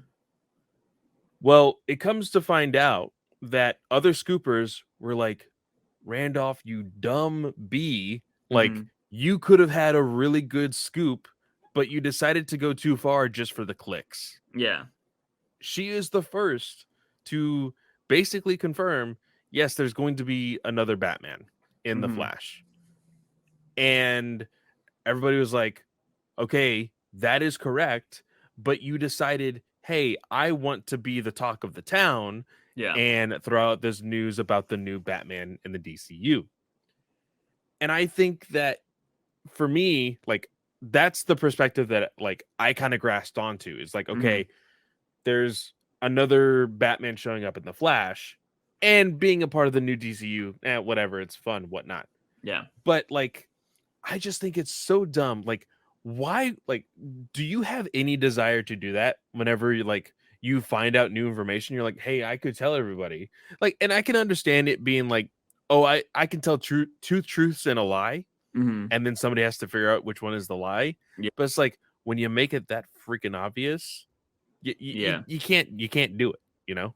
Yeah, I agree. I will say I've definitely, when I find out a secret or something, I do want to tell people because I just want to talk about it. I'm just like, I want to talk about it, but like, I'm somebody that does kind of like keep it depending on the criteria, right? Or depending on what it is, I will keep something super serious, like seriously, a secret. But if it's like something they're going to find out in a day or something, I'm like, maybe. But for the most part, yeah, I don't like to give out stuff, but I call bullshit on the scoopers talking shit to Grace. And I don't want to defend her, but those fucking assholes would have done the same thing. So go fuck all of them. I think, I don't know. I think she is the number one culprit of like lying about scoops for the sake of. I mean about the extra Batman. Like somebody, if all the scoopers were given the like the scoop of like there is a third Batman in this movie, one of them would have let it out with a GIF or something. Because there's this weird thing where people think, oh, if I post a GIF, I'm not saying it. I'm not giving out the idea. Like, go fuck yourself. Everybody is smart enough to know. This started a while ago. It's so funny because like even like some of us like for us just as fans kind of picked up on it. So like there was one day it had to deal, I'm pretty sure it had to deal with like Zack Snyder's Justice League, and like people were like sharing anonymous GIFs. So like everybody in the community of these movies just started to throw out random GIFs just to make fun of them. But you're right. It is like the fact that it, like I said, My Time to Shine showed a GIF of George Clooney with the Batman toy. Yeah. They're like, oh well, now that it's out, and like she still didn't confirm it, but like at the same time she confirmed it. It's just like, I don't know, like that is you saying something. Yeah. There is also a scooper. He was worse in my opinion, because he tweeted one GIF of George Clooney. And if I'm not mistaken, and then he was like, well, now that I know, or he was like, I had to verify before I posted this, and now I am. So like, I think that's kind of worse because at least, granted, I don't think what Grace did was great either, but I feel like any of these scoopers would have done this. She posted a photo of 3 and she was like, it might be one of these, or it's going to be one of these 3. And she posted 3 Batman. I probably would have went a step further and maybe put like all the Batman. I would have even put Adam West in there because you could do CGI Adam West. It's a thing. I would have put more of them. She should have done more, because then I think that would have been like, whoa, what the fuck? Like, how would they even do Adam West? But like, hey man, they brought Tupac back. Like, they could bring anybody back. So like, I don't. Here's the thing too. I think Grace does get a lot of hate, and she deserves a lot of it. From my understanding, she's the only female scooper, and we know how some guys can be. Well, I will say this: I am pretty sure. My Time to Shine is a female. Really? Okay. I'm pretty sure. Okay. From what we have heard, My Time to Shine Hello is somebody that has worked with concept art in Hollywood, and that is where they get their scoops. And she kind of uses that as an excuse to also be sometimes wrong, because concept art is still very early in the conception of movies. And so if something changes, she could be like, oh, well, this is what I saw, early on, but they could have clearly changed it. Oh, okay. I stand corrected. But I do think a lot of people hate Grace because you know who Grace is. Time to Shine hides behind an image of Reddit. So, but okay. I stand corrected. But I do think that a lot of people, Grace has so much hatred. It's so easy to hate her because she has lied about a lot of things. So I think that's why she gets a lot of hate. But I also think that nobody ever wants Grace to get the first scoop. And I think that's probably where a lot of those scoopers come from. Although, granted, a lot of these scoopers are just fucking children because they just like talk so much shit to each other. Casey Walsh, we usually use him as one, but he talks so much shit. And I'm just like, Casey, bro. But he's also like, now his whole page is like politics now. So yeah, and he has said that like he wants to talk about the real things because the real things kind of affect our world. Yeah. But he also is a nerd as well. But he is, I laugh at his page because he can be genuine in the sense of like, here, I'm sharing information. Mhm. And then like, as soon as somebody like calls him out on his shit, he's just like, well, fuck you. And then he just like goes all out on them. I'm like, calm down, dude. Yeah, he goes Like, a little too Jesus. far. But yeah, with the Grace stuff, it got confirmed by Gunn, right? So Gunn confirmed this because nobody really cared about the cameo part. Everybody cared about the potentially part. And this is where I call out people as well. You guys got to fucking learn to read because she put in potentially there. And I think she did that deliberately so she could get out of it. Yeah. Like that is because we then saw after Gunn said something, she was like, oh, well, if you guys remember, I said potentially, I said maybe, she was walking back a lot of her statements. I called that out in the Discord so fast. I was like, everybody's just glossing over cameo and potentially with all these scoops that they're trying to make. Because I know the game. The moment you read that on Twitter, you run to your computer and turn on your camera and start shooting your video for YouTube so you can get the ads and the clicks. Like, I know how it works. Like, I used to on it immediately. So I know the game.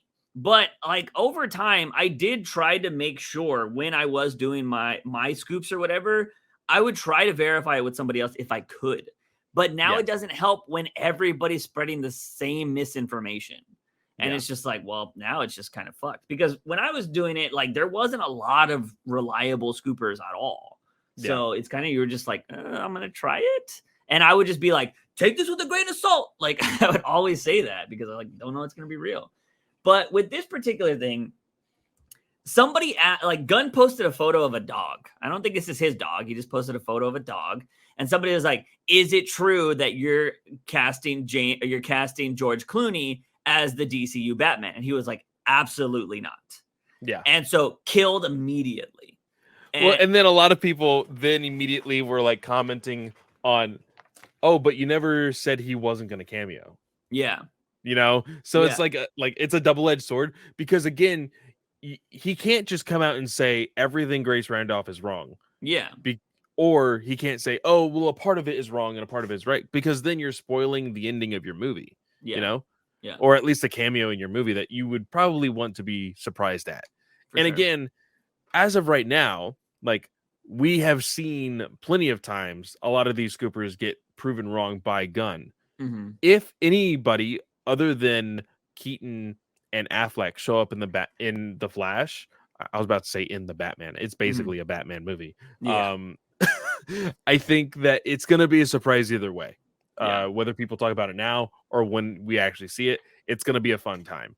I think Juice just really hopes it's not going to be I'm Batman. I'm Batman. We already have I'm Batman situation. With the fact that it's Keaton and possibly George Clooney, I think it's going to be a funnier scene than serious. Yeah. You know what I want it to be? The after credit scene. So it doesn't matter. You know what I mean? Yeah. Granted, I don't know if Gunn's going to be treating after credits. Because doesn't he do fake after credit scenes? Or he just does random ones, right? Didn't Guardians have like 19 after credit scenes or some shit? So I think Gunn might be doing that. And maybe it'll be like the first mid-credit scene is the real thing. And then the after credit scene is always a fake thing or something like that he does. Yeah. Which will be very interesting. But yeah, and then Grace went on a like defending herself rant about like, remember I called this and that, which you don't need to give a shit about any of that stuff. My biggest thing with some of these scoopers though is they don't ever call out. A lot of them don't call out when they're wrong. Like Time to Shine doesn't, for sure. So they just kind of gets me annoying with a lot of this misinformation that goes out there, man, because it's like it's just a problem, and then everybody starts running with these things, and I think it just causes fandoms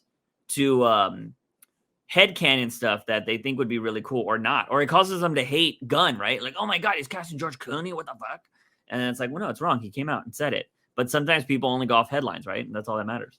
So there's that. Somebody also, after he shot down the Clooney stuff, somebody asked him, like, does this mean that it's going to be somebody else from the old Batmans, or is it going to be a new actor? And then he commented, new actor. So we're getting a brand new Batman that has never been a part of a Batman movie. That could be wrong. He could have maybe been in previous Batman movies. We don't know. But we're getting a new actor to play Batman. You know what I finally thought about as far as who I want to be casted? Because I know that we've been talking about that as well. Like, oh, people really want Jake Gyllenhaal and everything else. Yeah. Maybe out there pick John Hamm. He's too old, though. He's like in his mid-50s, isn't he? I don't know. I'm pretty sure John Hamm is old, because they were saying John Hamm should have been Flashpoint Batman as well. He is 51. Yeah, can't. He's older than Affleck. So Affleck's 50, if I'm not mistaken, and Bale is like 48, 49. So like Affleck is 50 on the dot. Yeah. John Hamm is one of those people that people were suggesting a long time ago. But yeah, he's just too old. Like, if they're going younger, right? So yeah. Gyllenhaal is in his 40s. So I'm like, yo, that's 10 years. Gyllenhaal when he gets good. But we were having this discussion in Discord. I do think they are going to go with somebody in their late 20s to mid 30s, because you're going to have to stay in shape for the next 10 years. And I think if you got a 50-year-old doing that till they're 60, that's going to be really tough. If you're going to do that with somebody that's in their 40s, maybe not as bad. But, I mean, look at Tom Brady. He's 45, and he's not, like, fucking jacked or anything. Yeah. So, like, it might be, like, really tough to do that. So, I think maybe even Gyllenhaal's out of the running.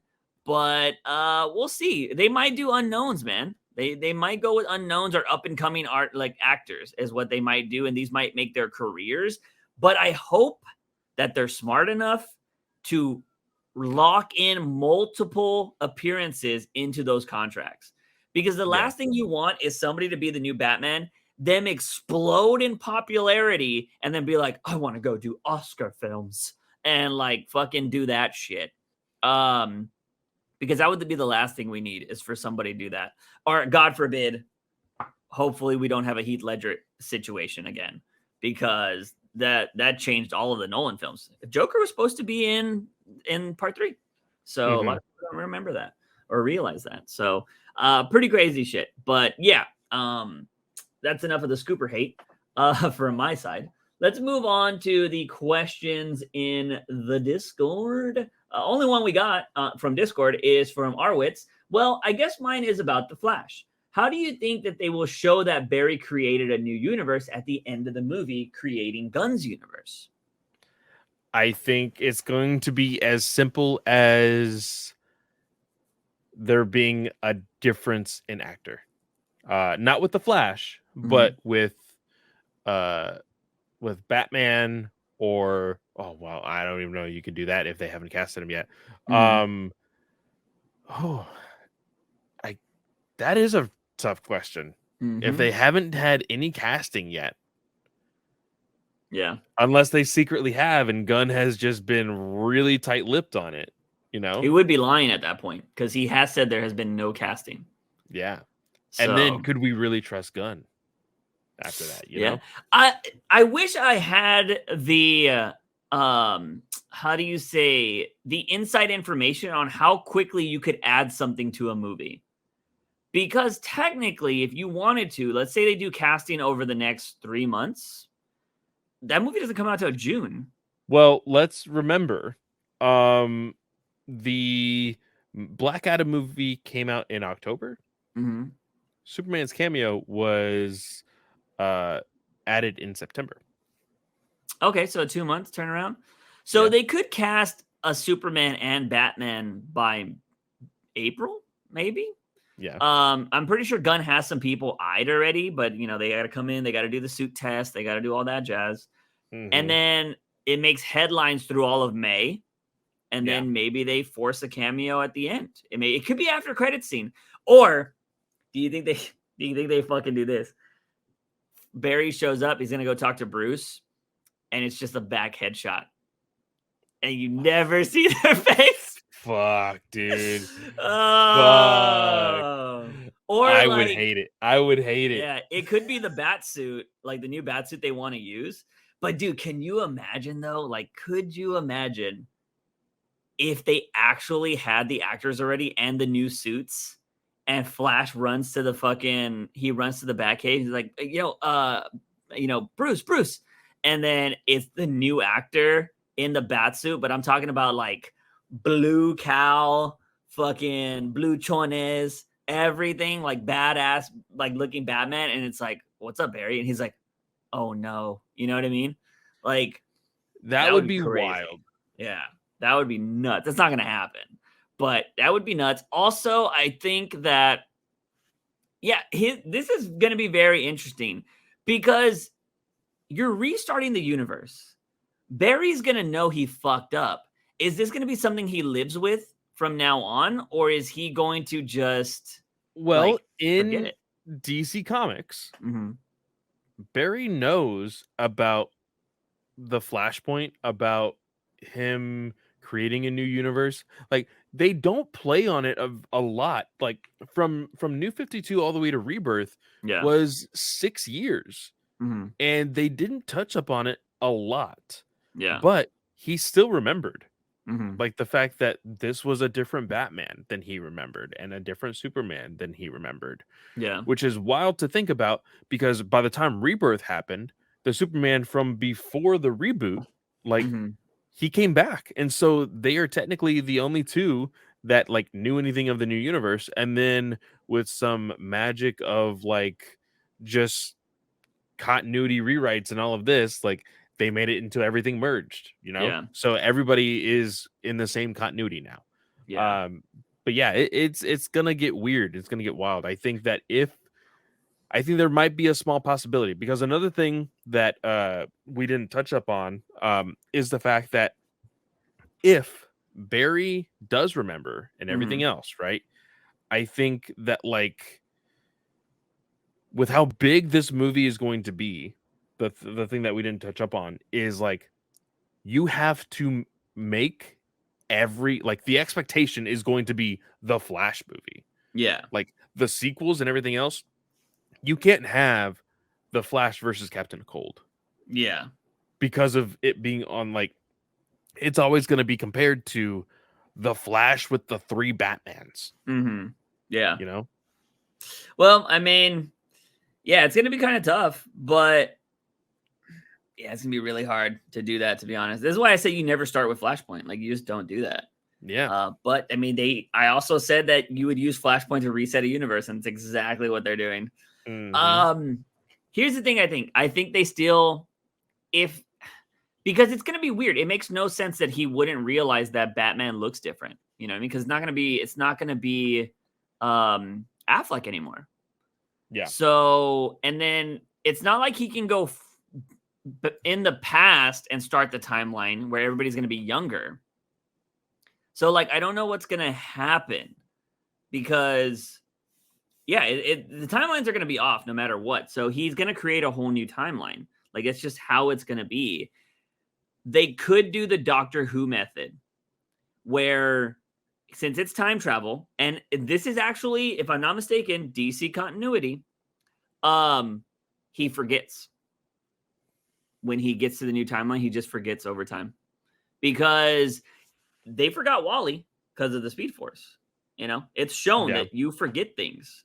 So it is possible that the Speed Force makes him forget the other timeline. In Doctor Who, he can go and fuck up and change stuff in his own timeline or whatever, but his old past selves will not realize that happened. So, because you forget in the time streams. That's true. So, I think some timey-wimey shit, to quote the Doctor, is going to happen, and maybe he just doesn't realize it. So it might be one of those things where he goes back. See, because if they don't have the actors, you can't film that shit. Like, so I think that we as the audience have to pick up on it. Have Yeah. to just say, okay, this is the restart. Yeah. And the reason I say that is, again, grain of salt, just rumored, but and again, Gunn has changed the ending.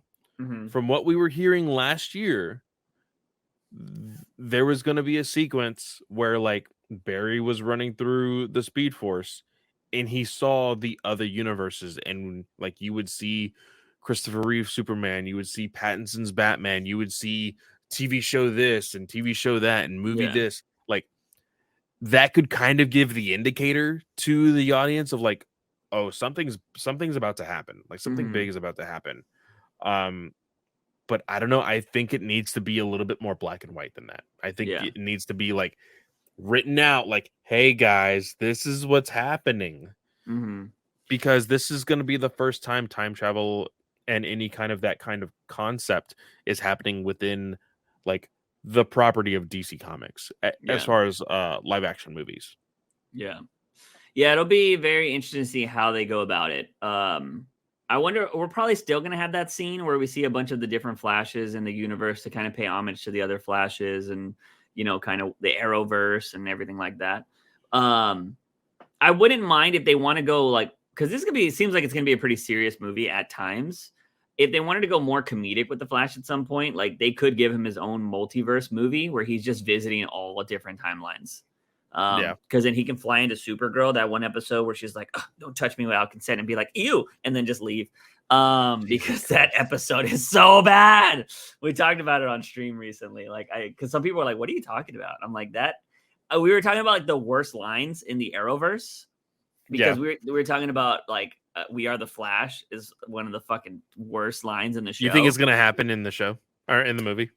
I hope not. We are the Flash. Dude, they didn't even fucking show Iris. They were like, bitch, you don't give a shit. Nobody cares about you. I think that there could possibly be a moment where both Barrys, or at least one, is like down and out.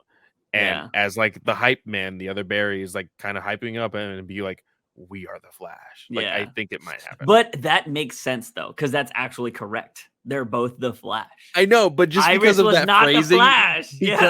just because of the phrasing has been tainted so much by the TV show, I think you will. I am pretty sure if I go see that movie opening night, if we go see that movie opening night, we're gonna hear somebody groan, be like, "God damn it!" Yeah, or they won't care because you want to know what's gonna happen is people would just do the Drake meme where Drake's like, "Ugh."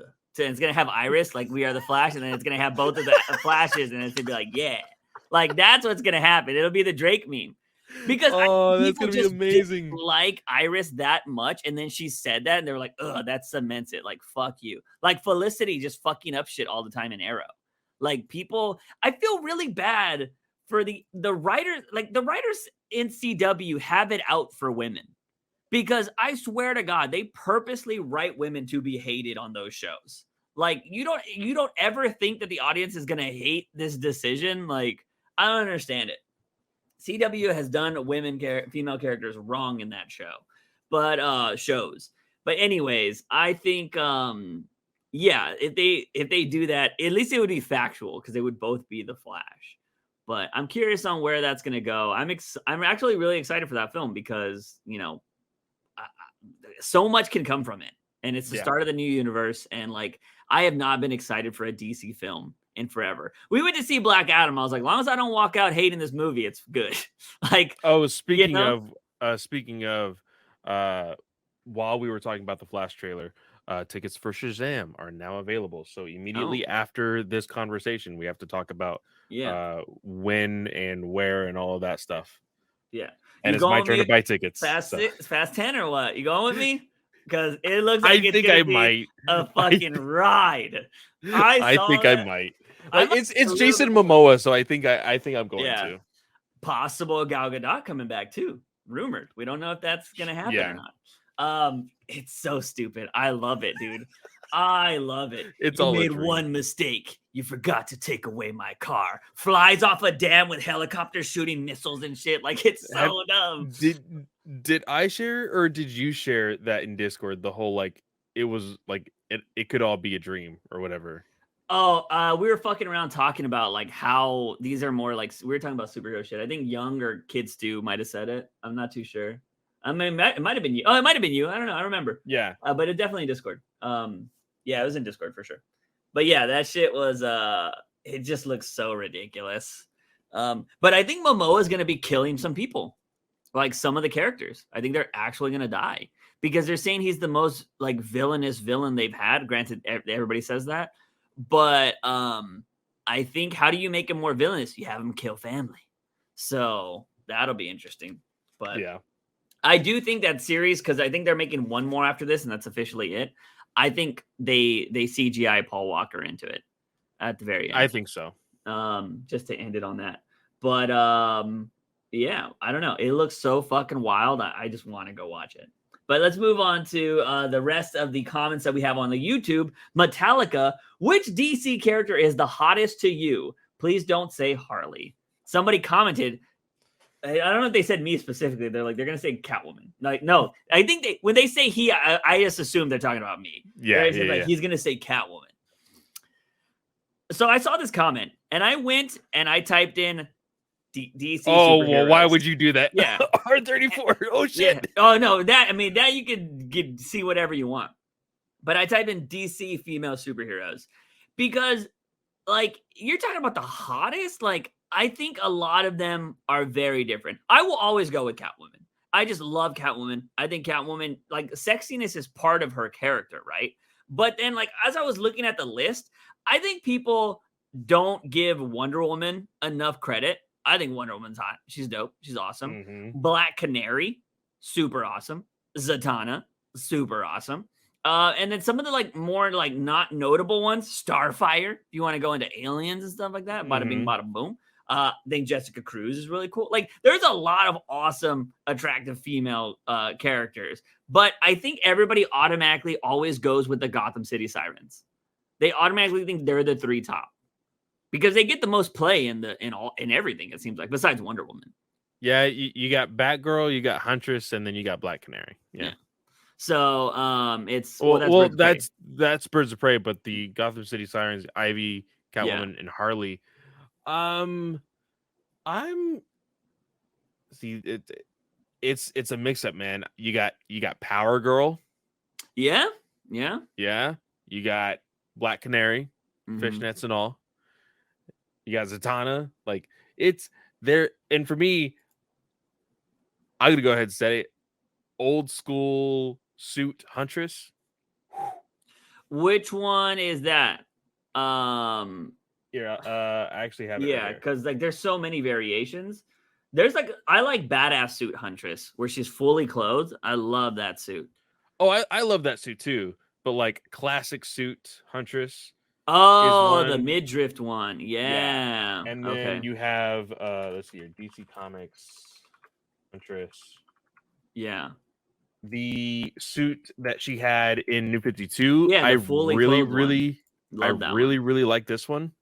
Yeah, that one's fire. I completely forgot about the midriff costume. And then you have her classic costume. That was something. That classic costume. Just like I hate the classic Nightwing costume. I just don't like some of those old ass costumes. But yeah, I don't know. I'm gonna go with Catwoman. I'm gonna stay with my tried and true, I should say. But there's so many. There's so many. Because I looked that up. But they said don't say Harley. I think Harley's hot. I mean, if you look at all the girls I've dated, I have something for crazy. So for sure, that's a joke to anybody listening. But yeah, anyways, let's move on to Eduardo de la Cruz. Okay, so who would win? Condiment King versus Bat Cow. Thomas Wayne, Earth 2 versus Thomas Wayne Jr. You did this, Juice. Yeah. You did Nightwing, this. They're gonna just keep coming at us. Yeah, and Red Hood versus Blue and Red Ranger. That last one's interesting. Okay. Ooh, okay. Here's the thing. I'm pretty sure Bat Cow has foiled criminals before. And here's the thing. Do you think Condiment King can actually push over a cow? Like cow tipping? Yeah. I don't think he has the muscle for it. And a cow can knock you the fuck out. Yeah.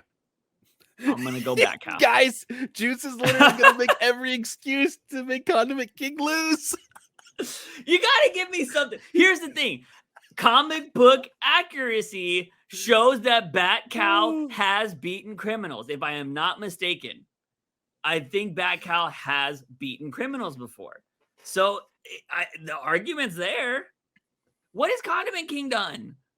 That's what I'm saying. Nothing except he shot hot mustard on somebody or something like that. Like, yeah. Greg Rucka is the one that tried to make Condiment King. So here's the thing. Here's the reason why I think I might be very hard to beat on this. And it's because when I picture Condiment King, I picture Batman the Animated Series Condiment King. The goofy, dumb, looks like he'll slip on a banana peel and beat himself Condiment King. I do not think of, I believe it's the Greg Rucka version, which it's black and red. Yeah. I don't think of that one. I think that's a stupid one because I hate when they try to make characters serious. I don't like that. Some characters can, benefit from a rewrite. But Condiment King is just not a character you make serious. And so I don't acknowledge the Greg Rucka one. And if I'm getting the wrong writer, I apologize. But I want to say it's him. So yeah, you have to think about that one. Go watch the animated series, his episode, and think of somebody that would lose to that guy. But I actually appreciate the trying to make it happen. All right, I appreciate that. Moving on to Thomas Wayne Earth 2 versus Thomas Wayne Jr. You're gonna have to give me.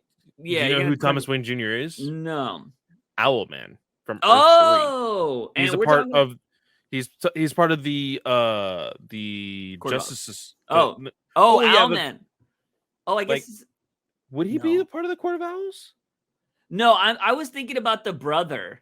Remember how Snyder tried to... Lincoln. That's not, Lincoln. Yeah. So, no. So, no, I don't know either of these. Thomas Wayne Earth 2 is not Flashpoint, though, right? No. So, again, sharing my screen. Because I was like, I had to double check also. Yeah. It is, of course, Owlman. Okay. That's such a good photo, too. Yeah. We're looking at Owlman from, I believe this is New 52? Yes. Yeah. This was a part of the Future's End story and all of that. Yeah. Those had really great covers, but the stories were kind of whack. Yeah. I bought all of those, by the way. Oh, really? Yeah, I'm trying to get rid of my comics, so I doubt those sell, but those are the best comic covers. So yeah. Owlman. Flashpoint Batman against Owlman. Oh, so Earth 2 Batman is the Flashpoint universe? I always forget because they've erased it so many times. Is that confirmed? Or is that just at the time that's what they considered Earth 2? Just type in Earth 2 Thomas Wayne. Yeah. Should pop up. Because I want to make sure we're getting the right to Whoa, see, that's a different Batman though. It's not guns blazing Batman. Because I remember Convergence, but I guess maybe that's right. Yeah. No, this is a different one. Yeah. Because I think that's the one Huntress meets. And she's all like, how do you know my dad? Because her dad is Bruce Wayne. Right there. But from the future. Yeah. I don't remember Owlman being like super badass though. You know what I mean? Yeah. So I would go Thomas Wayne, but I will say that I'm not very knowledgeable on either character. That's what I'll say.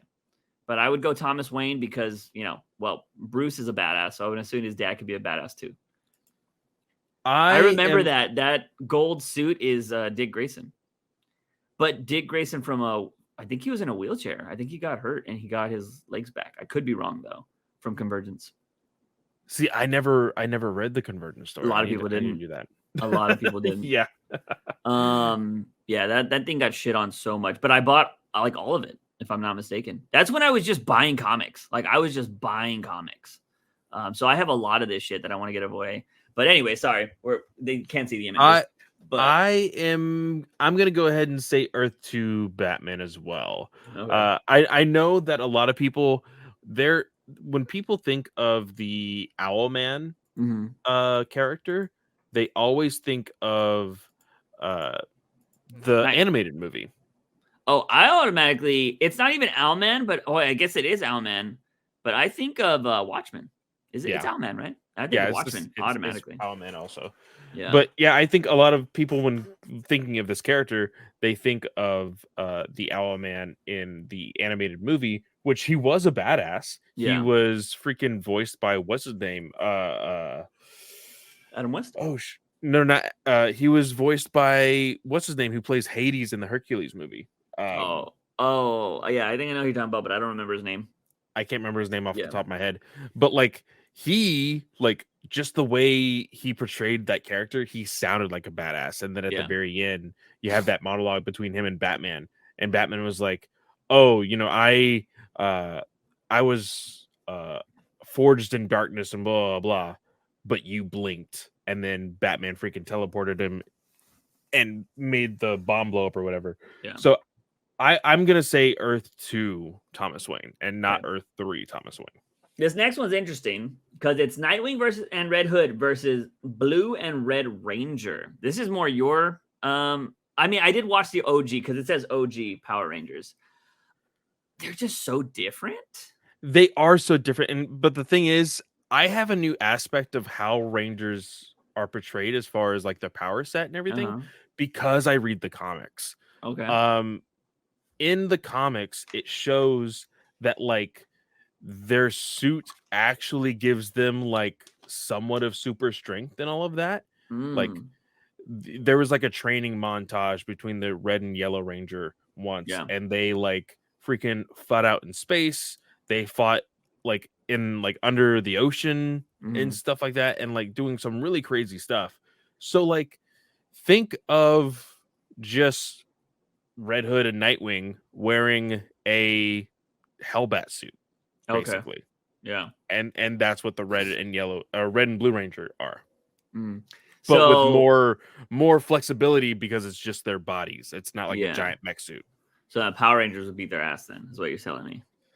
Maybe because they also have the Zords. They have the Zords. They have like freaking the blasters and their weapons. Like, I don't know. I think the morphing grid kind of is in their favor. And here's the thing too, like if I remember correctly, watching those old things, when Blue and Red get their ass kicked, Green just shows up to help out. So like you got to deal with that. Like Tommy's right there, like I'm here, guys, my morphing time. And then so you're fucked. Now you got to fight a third guy, unless Batman's gonna show up. Then that's like, oh, tag in. And then the other the two girls show up, and then you got to get Batgirl in there. It'll be a whole thing. I don't have a dog in this fight, but I just think like the Power Rangers fight galactic people all the time and like random shit like that. And yeah, if they have power suits, I feel like that's not going to be a fair fight. You know what I mean? So I think the Power Rangers will win there. So yeah. Also, you got Red Hood's a disadvantage. Like I know a lot of people love Red Hood. He looks cool, but he's a hothead, man. Like you just got to piss him off. And that's the thing. Like the Power Rangers are almost like Spider-Man in the sense of like they talk while they fight, and they try to manipulate the enemy and like making them angry and all of this other stuff. Yeah. And you just do that with Red Hood, it's all over. Yeah, and also you got to remember too, you don't want to fuck with people that make noises when they hit. Yeah, watch ah, like you don't want to fuck with that. Like, like, oh shit. Yeah, they're so good that they have to make noises. Like, oh damn, I wouldn't fuck with somebody like that. So I would go with the Power Rangers. Next one, this is Alexis Barrera. I believe I said she, but I don't know Alexis if it's a boy or girl or whatever. I don't know the gender here. We actually worked with a guy named Alexis. So, that's true. Yeah. I don't, names are, what is the word? When they're both ways, what do they call them? I forget. Mono. I don't know what it is. I can't remember what the phrasing is. I forget what there's a word for it that when a name goes, it's both boy and girl. Anyways, if Brave and the Bold is casted, this is Alexis's like cast for Brave and the Bold and like what we think of it. Carter Rockwood as Damien, Wolfgang Novogratz as Nightwing, Louis Patridge as Tim Drake. I'm butchering all these names, by the way. Darkry I don't even know. Whatever. I'm dyslexic. As Red Hood. So real quick, Decray, Montgomery. Yeah. Do you remember the 2017 Power Rangers movie? Yes. He's the Red Ranger. Oh, is that the Stranger Things kid? Yeah. Oh, as Red Hood? Decent shout. He's really great in Stranger Things. Like, he can be an asshole, and yeah, he might be a good Red Hood. And he's also like jacked in that movie. Yeah. He was. So that's a good shout. I would agree. I would be satisfied. He's better than the fucking kid from Titans. That's for sure. Probably taller too. I don't know these other people. These are all names I have not heard before. So Carter Rockwood, I am looking them up as well. He does not look like a white kid, so that's like the big thing. There's like all of these white actors that are like, I think I would be a great choice for Damien. Yeah, and I'm like, and they're like guys, 20. Yeah, I'm like, guys, calm the fuck down. Yeah, like, Jesus. Do you think we are going to get the more? I don't really know. Have they ever like solidified what ethnicity Talia is? I just feel like she's from the Middle East, right? So I don't believe they have. Yeah. Nothing that I have read has said like, yes, they are like this ethnicity. But she's usually drawn with having a brown complexion. So yes, she's not white. I'll tell you that much. So yeah, I don't know the ethnicity of Talia. I just do believe it is from like a Middle Eastern country, it feels like. So you would assume Damien could be either, but as Latinos, we know light-skinned things happen. So it is very possible that, Bruce's genes are just his genes are more powerful than everybody else. So, and also just so that way, you know who this person is, Wolfgang Novogratz, this guy right here. This is the fan favorite for fan castings for Superman. But here's the thing. A lot of people have made a lot of fan edits with him in the Superman suit. That one looks good. He looks great. But I feel like they added his jaw. Well, he's got a decent jawline. He has a decent jawline. Yeah, he's got a good jawline, actually. But here's the problem. Snyder fans are going to Snyder fan. And they CGI'd him. Or they... No. Because he is a fan favorite, a lot of Snyder fans bombarded his Instagram talking shit about him as if he was casted. Oh. So this actor no longer has an Instagram because of Snyder fans. He shut it down. Yeah.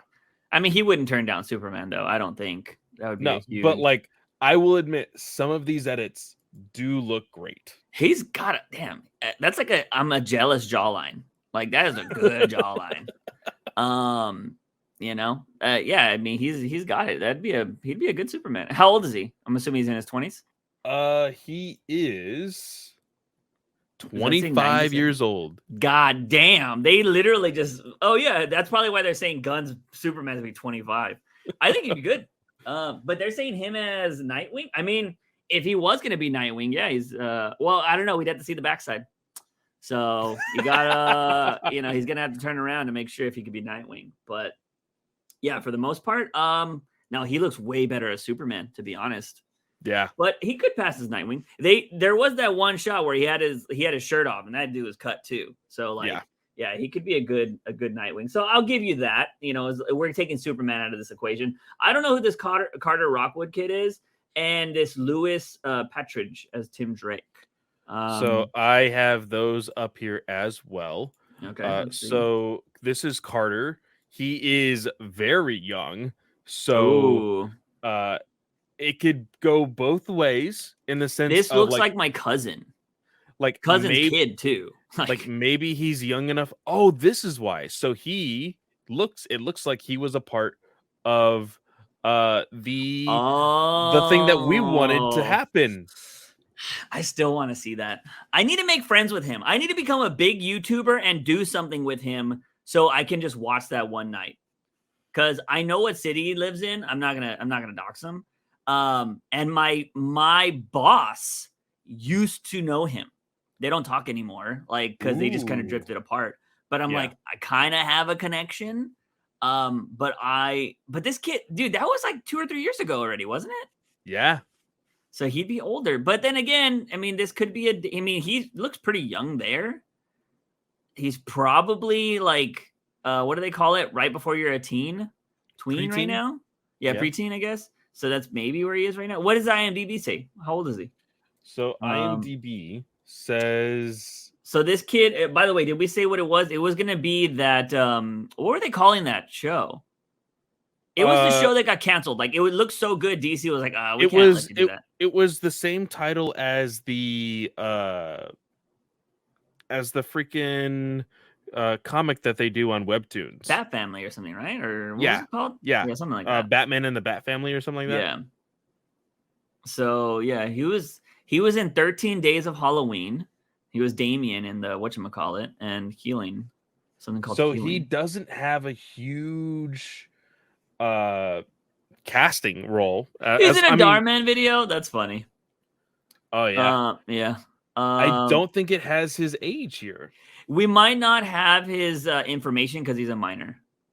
Yes, that is also true. It's possible that's why we don't have that info. But he looks young. He legitimately looks like my cousin, which is wild.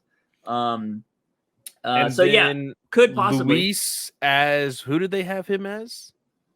Tim Drake. Tim Drake. I still think Beast Boy could make a decent Tim Drake. So I don't know how old Beast Boy is now. No. Sorry, this is the only miss from me.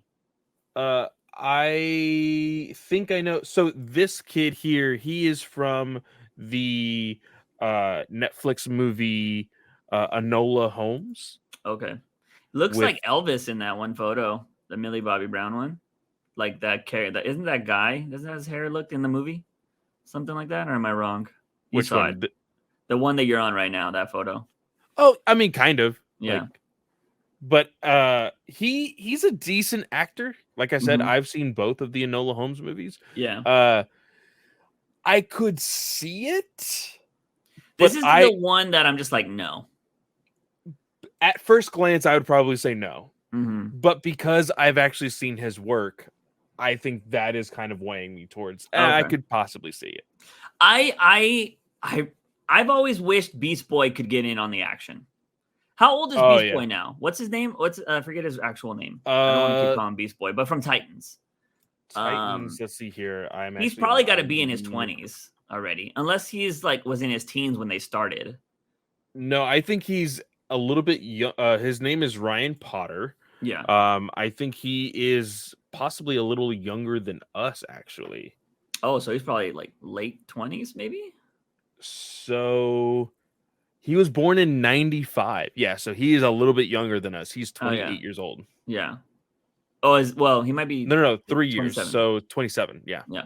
So, pretty great. Younger than you. So just throwing that out there. But he's younger than both of us, but you're 3 years apart. That's what I'm saying. But yeah, so I don't know. I'd go Beast Boy for that particular beat. But all your other picks, I would agree with. I mean, I'd be okay with them. I don't know if they'd be my first picks, but if you gave me that cast, I wouldn't be dissatisfied. Yeah. But yeah, anyway, so good on you there. Going to Moncray next. If Bautista really isn't going to play Bane, who is your runner-up to play Bane? I would like to have seen Danny Trejo 20 years ago. Oh, God damn. 20 years ago, he was 50. What? Yeah. I guess, because when did Desperado come out? Early 90s? That's 30 plus years. Yeah. So, even in Desperado, he was 28 years ago. 27 years almost ago. 30. 95. So, Desperado, he wasn't even big in that movie. Yeah. He was just Danny Trejo's been in some good movies, though. Because he's just that is I hate to say that Danny Trejo is stereotypical Latino, but it's just if you were oh yeah, if somebody described what a Latino looked like and they described Danny Trejo, I'd be like, yeah, that's right. That's Latino right there. I don't know if I'd pick that as my person. I love that you're going with the Latino though. I really appreciate that, but I don't know if I'd go Danny Trejo. I like him. He's cool. He's awesome. Love him on his cameos on the George Lopez show. But Yeah. for the most part, I don't know who I'd pick to be Bane at this point. Because here's the thing. I would love for Bane to be Latino. Like, that would be amazing. I don't know of any really big, and I don't mean in popularity, I just mean in body size, Latinos in movies. Do you know the fan favorite right now is though? Mm-mm. Is Hope it's not the Mountain. Don't tell me no, it's the it's not Mountain. the Mountain. The fan favorite for a lot of people Mm-hmm. is Mother's Milk from The Boys. Mother's Milk. I'm blanking right now. So let me get a picture of him. I know that name. Mother's Milk. He is Afro Latino. Mm-hmm. Mother's Milk. Oh, okay. I didn't know he was Afro Latino. That's interesting. Wait, what's his real name? What, they don't call him that in the show. No, they don't call him Mother Milk. Laz Alonso. No, that's his actual name. What's his name in the show? Isn't it? He's got like a code name, doesn't he? And it's not Mother's Milk. Yeah, no, that's his code name is Mother's Milk. They do not call him that in the show. MM. They call him MM. That's what they call him. Yeah. Mother's Milk. MM. I understand that, but they don't go like, yo, Mother's Milk. Like, they call him MM. Like, okay. So I wouldn't, because anything can stand for MM, Mickey Mouse. Like, come on. I never knew it was Mother's Milk. I just knew it was MM. So, all right, that makes sense. Interesting. I could see it, but I don't know, man. I would hate to do this because I would want them to be like, I want Bane to be big, right? Yeah. I want Bane to be big. I think you go bodybuilder for the body, have the mask that has no mouth, and then you get a Latino to voice Bane. And we have kind of been talking about this in the Discord. Yeah. I think it was Kid Stu that brought it up as far as like who he would want specifically. And it was some bodybuilder. I can't remember if he shared it. Yeah, it's right here in the movies tab in the Discord. He said, this guy is my pick for the body for Bane. Yeah. But I'd prefer a different actor to voice. He had a small non-speaking role at the end of Babylon. I don't know how I'd feel about a full-on CGI Bane. And both myself and Young, or no, it was myself and Arwitz talked about the idea of like Juggernaut in Deadpool, right? Yeah. And he's like, that kind of looked goofy. I'll admit it did look goofy. I think it was more so the budget on their part. I think it could have been mocked up a little bit more. But like at the same time, like we've seen Killer Croc in comics depicted as like a fucking giant. Yeah. Like that's what I want in this new DCU. Mm-hmm. Yeah, I mean, I'd be down with it. I'd be down with this. CGI Bane is kind of tough. I think you only CGI when he uses Venom, I think, and he grows, you know? Because let's not forget, is it Batman Forever that Bane's in? It's no, it's Batman and Robin. No, because Robin's in 2 of the films. Batman Forever is the first one. And then Batman and Robin. Yeah, because it's the one that introduces Batgirl. So it's Batman and Robin. Okay, yeah. They have Skinny Bane there, and then he takes the things, and then it's all like bodysuit. The muscle suit. Yeah. So, like, and not saying that was great, but I mean, it showcased Bane, right? So, I don't know. I'm curious to see. They haven't touched Bane in they touched Bane in the Nolan universe, but like, I don't know. I'd be curious on what they do. But I would not be opposed to them voicing and CGIing Bane. Same thing with Killer Croc. I think that'd be fine. But we'll see what happens. I don't mind them because, like, again, you cover the mouth, you can have anybody do the voice, you know. So I'd be down with that. But we'll see. Moving on to Raphael. Do you think that sales matter a lot for a book? For what is a book and its continuation? Continuing. Okay. Oh, there's read more on this. Let me check what this is. Okay. I have seen red numbers for many books. For example, I Am Batman, Tim Drake, Catwoman as well. And yet these books and writers follow the normal course. Therefore, I do not think that the main factor is sales, but rather if the publisher agrees or disagrees with the writer's idea. I know that most popular case is King left Batman because of the sales. Wait, did I read that wrong? I know the most popular case is that King left Batman because of sales, but I also remember that Bleeding Cool, I know that they're not the most reliable, but they hit on this one, said that the publisher did not agree with King's idea about Batman, so maybe that was the main factor at the end of the day. We don't know the actual story yet. I believe that King probably has an NDA or something. Granted, Tynion has no problem saying like his shit. I guess he was never technically under contract, huh? So probably didn't have anything like that. From my understanding, King's run, even when it fell off, was still selling really well. Like he was selling over 100,000 before 50, and then I think around like 100 to 80, 70,000. I think it dropped to the minimum of like 68,000. Yeah. At one point, but it was staying above 70 for a good while. Yeah. Up until like I want to say the last 10 to 15 issues. It started dropping off during Nightmares. Yes. For sure.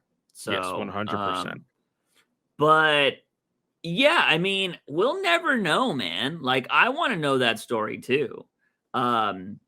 Because I don't know what the percent. Did I ever tell you when I first met King? Because I met him randomly. Like, here's the thing, man. I have a filter, but I don't know when to turn it on sometimes. When I met King, I met him randomly. Was not expecting to meet him. I was going to the Batman Museum during Comic-Con.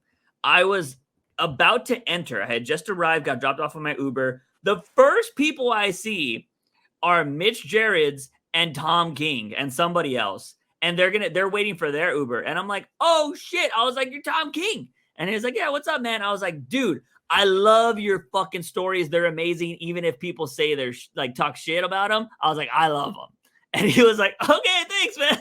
And like, I just didn't know what to say. It's because people talk so much shit about King. I just want to let him know, like, dude, your shit's good, you know? Like, fuck the haters. And like, so I just say shit sometimes. And I feel like, oh man, that wasn't a great first impression. I met him later on and he was fucking awesome. So like, he is a cool dude. So when people talk shit about him, I'm like, you're just an asshole. Like, you can not like his stuff, but King is a cool dude. I don't know, man.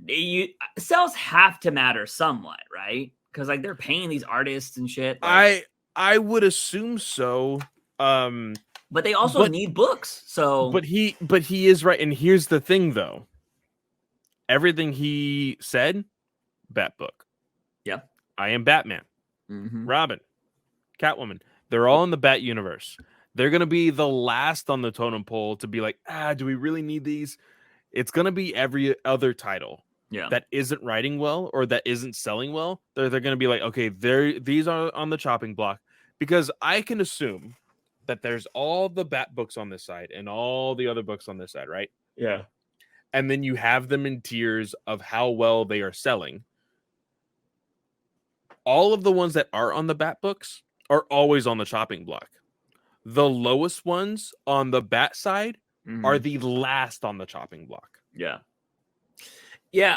One of the perfect examples is I think even if a Bat book is doing moderately well, it'll continue.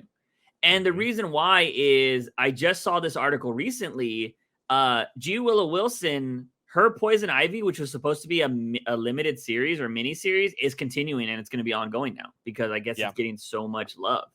So that's interesting. So I don't think like, I wish that would have happened with Azrael. Like, I wish Azrael would have got. I mean, then again, I kind of want short stories between these things, so maybe I don't want that with Azrael. But I hope Azrael gets another book, is what I'm saying. And that's what I mean. I think that's what you mean is like keep it limited, but at least give us an announcement so we can anticipate more of the same character. Yes. Yeah, I don't think Catwoman should be an ongoing series. Batgirl, they got rid of Batgirl a long time ago. Although I really enjoyed Batgirl's. Well. I can't say her name.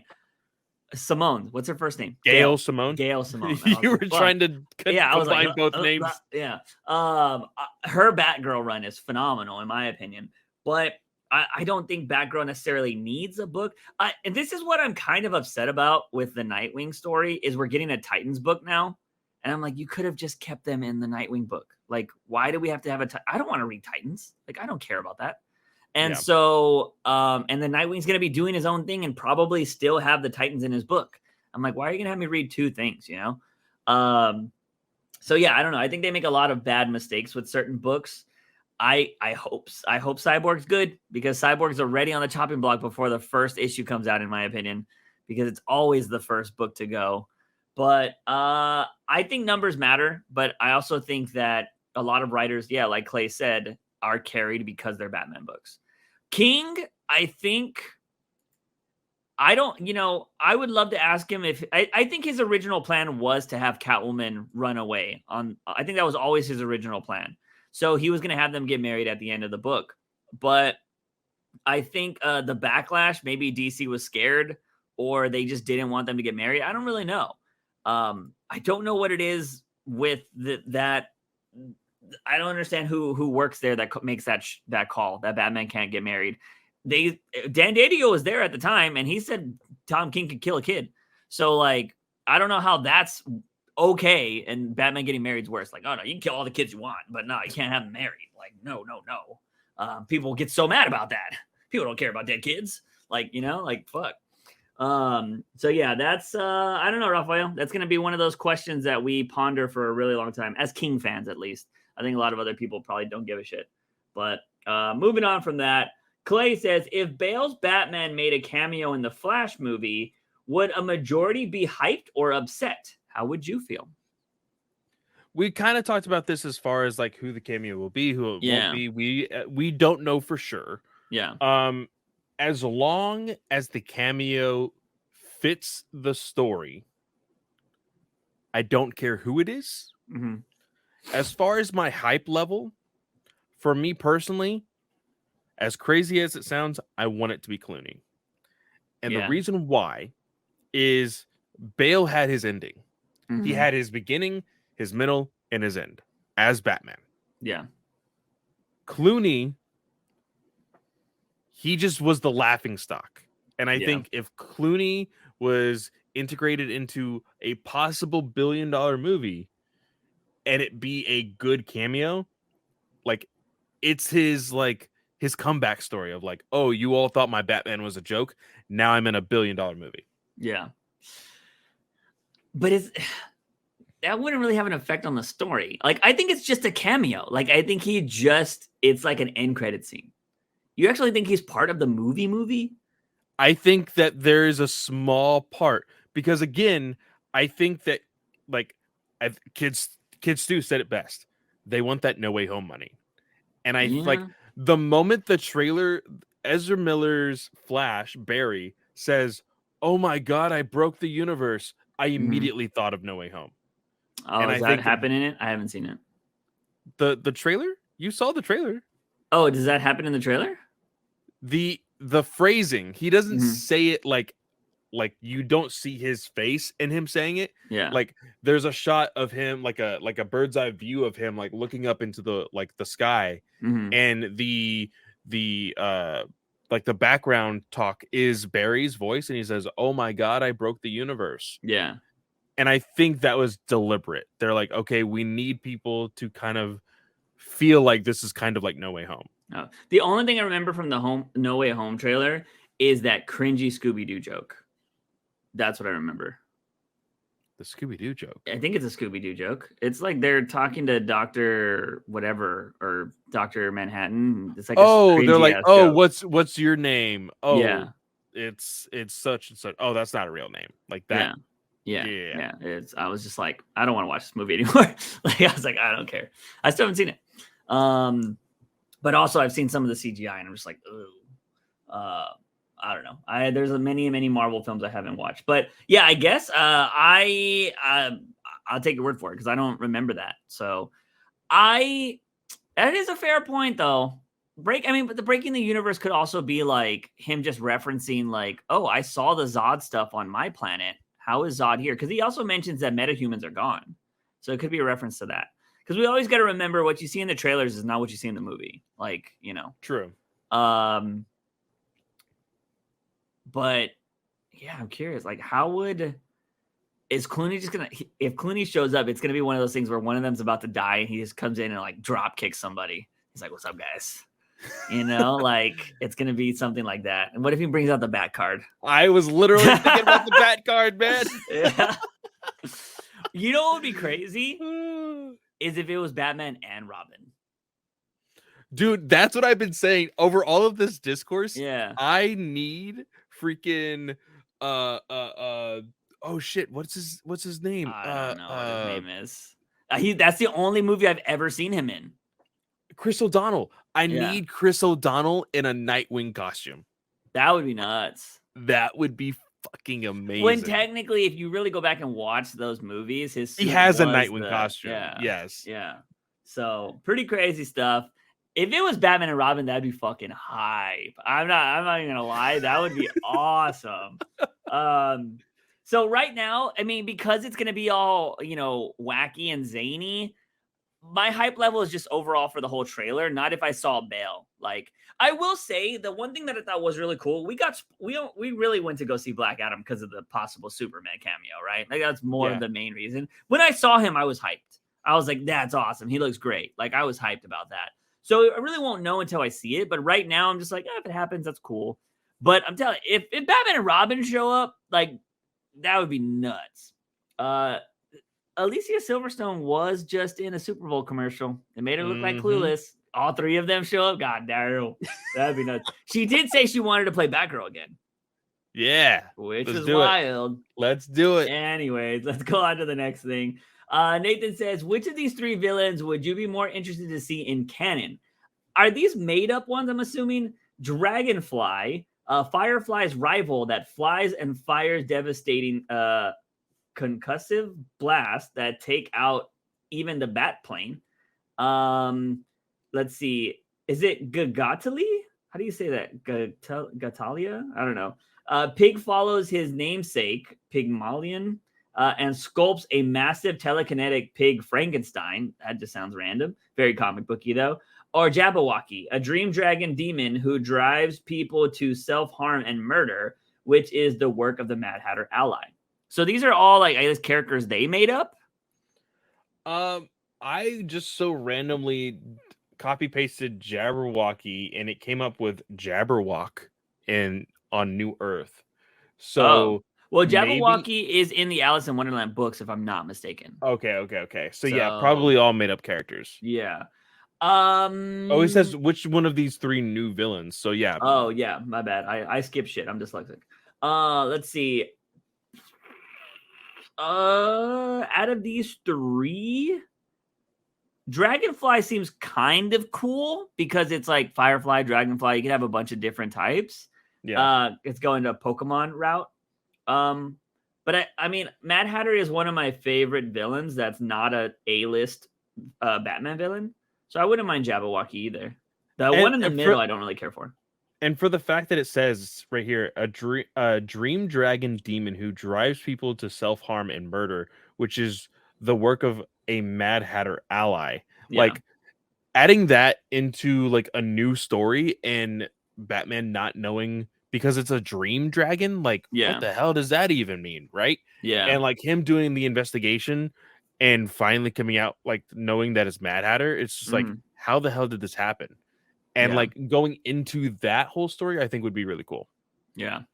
So I'd probably go with Jabberwocky personally, but Dragonfly seems cool. Last question we got, Jason Todd. What are your thoughts on the Breaking the Bat run? Do you think they did a good job expanding Earth to bats, or could have done something better in your opinion? Okay, so I was a little confused when I read this because they say Earth 2, but I'm pretty sure, and the Breaking the Bat story is the Bane story, right? It's Nightfall, if I'm not mistaken. Wasn't that continuity? Or am I thinking about something different? I did a quick Google search on Breaking the Bat Earth 2, and I'm not really seeing anything pop up. So, Jason Todd, if you could elaborate a little bit more on that. When you type in Breaking the Bat, the Bane story comes up, Nightfall. That's what I'm thinking. Yeah. So maybe they just didn't know the name. I don't know. You have to elaborate on that, Jason Todd. But the Breaking the Bat run, I've read it. It's when Azrael becomes Batman and he kind of goes power hungry, and Robin is witnessing the whole thing, and he's trying to get Batman to come back. I think it's a good run because I think it was one of the first times you saw somebody fuck up Batman, and you were just like, oh shit. A lot of writers have talked about this. They're like, yeah, that moment was awesome. Like, reading that. And not only that, you see the importance of Bruce Wayne being Batman compared to anybody else. And I think that is something that is very important also. Unfortunately, we've talked about it very little in the past week about I Am Batman, like touching up on parts of the overall story in his title that like we wanted that book to go a completely different route. Yeah. And unfortunately, it just went to this like, oh, we'll just make New Gotham, New York City. Yeah. And it's not really doing anything for us. Yeah, he's Blasian now. I don't know if we talked about that. I think we mentioned it in passing, or at least on Discord, but we haven't mentioned here on the podcast. Yeah, so they changed his ethnicity. And he's now half Asian, half black, which I think is cool. I'm down with diversity. But I don't like that it comes at the expense of Lucius Fox, because since I Am Batman has been made, Lucius Fox has been an asshole. And I don't like that. He's always been a great man in the books, and I Am Batman has made him be like, I guess you could say he's more relatable, but like Lucius was always a good guy. Why couldn't it have been the wife that cheated? You know what I mean?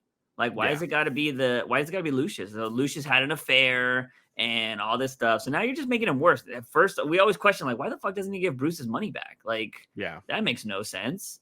And then, he's also like really pissed off and he hates his kids at times. And like, it's like this big thing. And I'm just like, dude. Now, granted, I believe they've shown like how Lucius has been focused on helping Batman so much that it's hurt not Jace, but Luke. Because he's like, and that's kind of why he becomes Batman, if I'm not mistaken, to be like, all right, well, if this is your world, I'm going to be a part of it, So I kind of get that vibe, but that story, it was so weird that at the start we were like, oh yeah, it's totally going to be a political, like, kind of story. It's going to be this, it's going to talk about race relations, and none of that's really happened. And if it has, it's been glossed over. And again, I wonder if it's one of those things where DC is like, you can't write that. People don't want that. And that would suck. But I think there's so much you could do with those characters. I mean, not necessarily Jace. I don't think Jace should even exist, in my opinion. You could have done that whole story with Luke, to be honest. But, it is what it is. As for the Breaking the Bat story, I think it's fantastic. It's good. If you haven't read it, I think you should. Because if this is the one we're talking about, I'm assuming we're talking about Nightfall. Nightfall showed that Bane is somebody that is formidable. He destroyed Batman. Somebody else was able to take over the mantle of the Bat, but they went power hungry, so Batman had to come back. I think that was really cool, and put them in their place and be like, that's not what Batman is.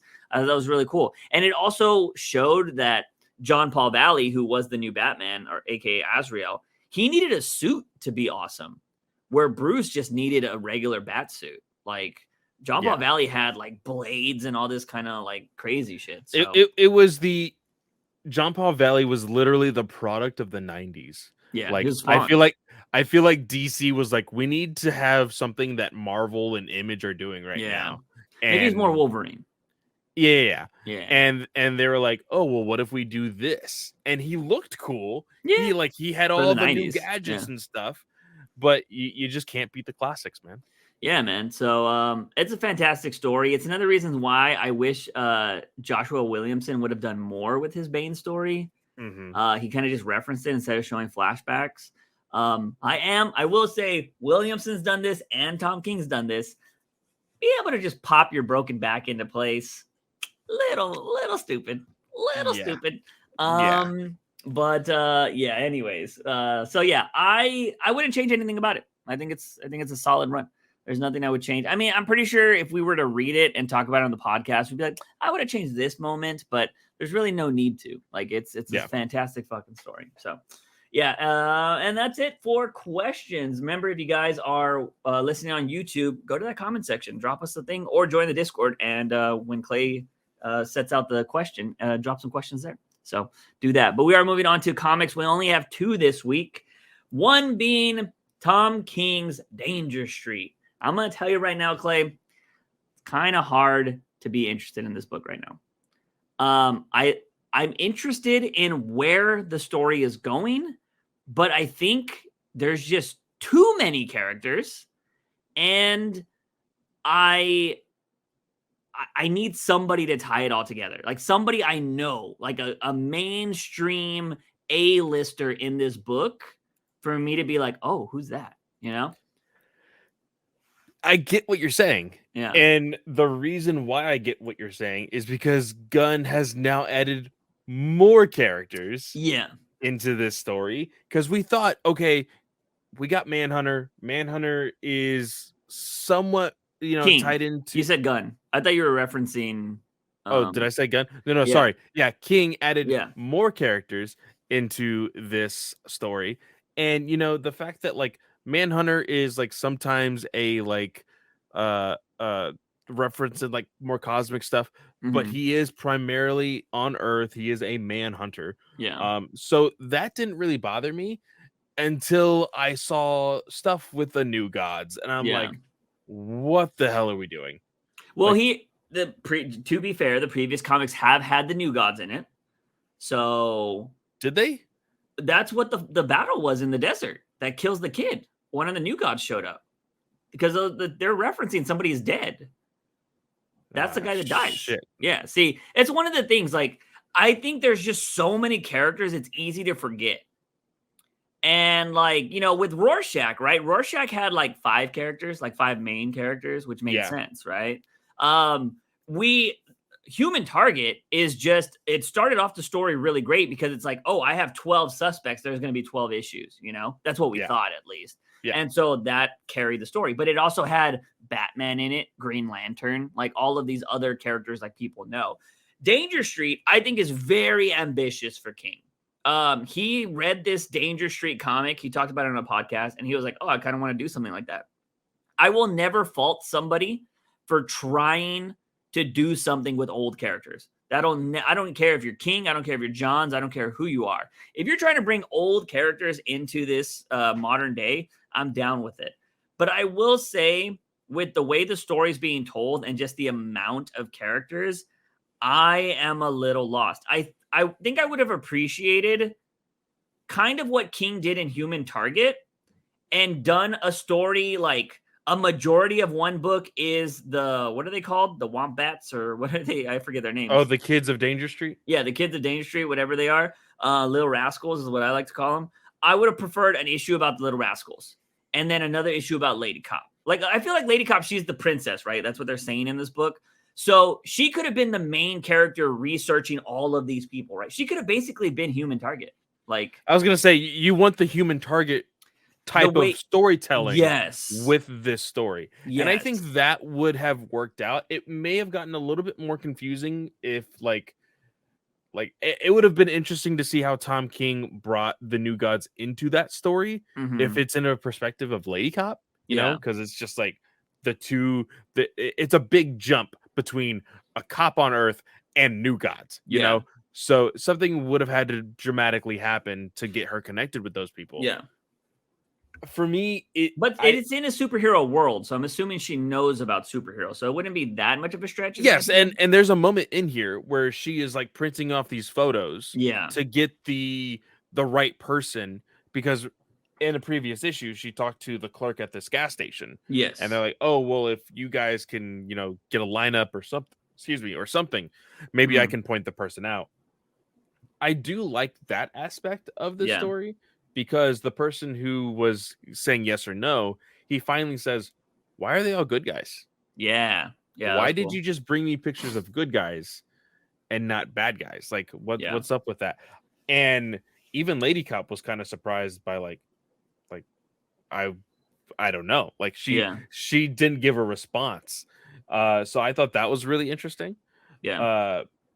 But everything else was just too much for me. we have this bodyguard also, this like bodyguard that is using guns but can fly. Yeah, that Like was weird. I don't know who this character is. Like No, I don't even know if I they said his name. And they maybe that's going to haven't. be the big reveal. Yeah. That could be something. So I'll say there's 3 things I'm interested about this book. I will say it does seem very convoluted, but and there's just too many characters. I will say that. 3 things that I'm interested in. Who the fuck is Dr. Fate talking to? I want to know who he's telling the story to. That's the main thing. King always has a mystery character in a majority of his books. We're seeing that in Gotham right now, right? Well, we kind of know that they're telling a story to Batman, but why are they telling a story to Batman? I'm curious. The other thing is I love Lady Cop's story. I like her trying to go through all of these people and figuring out who killed the kid, right? Yeah.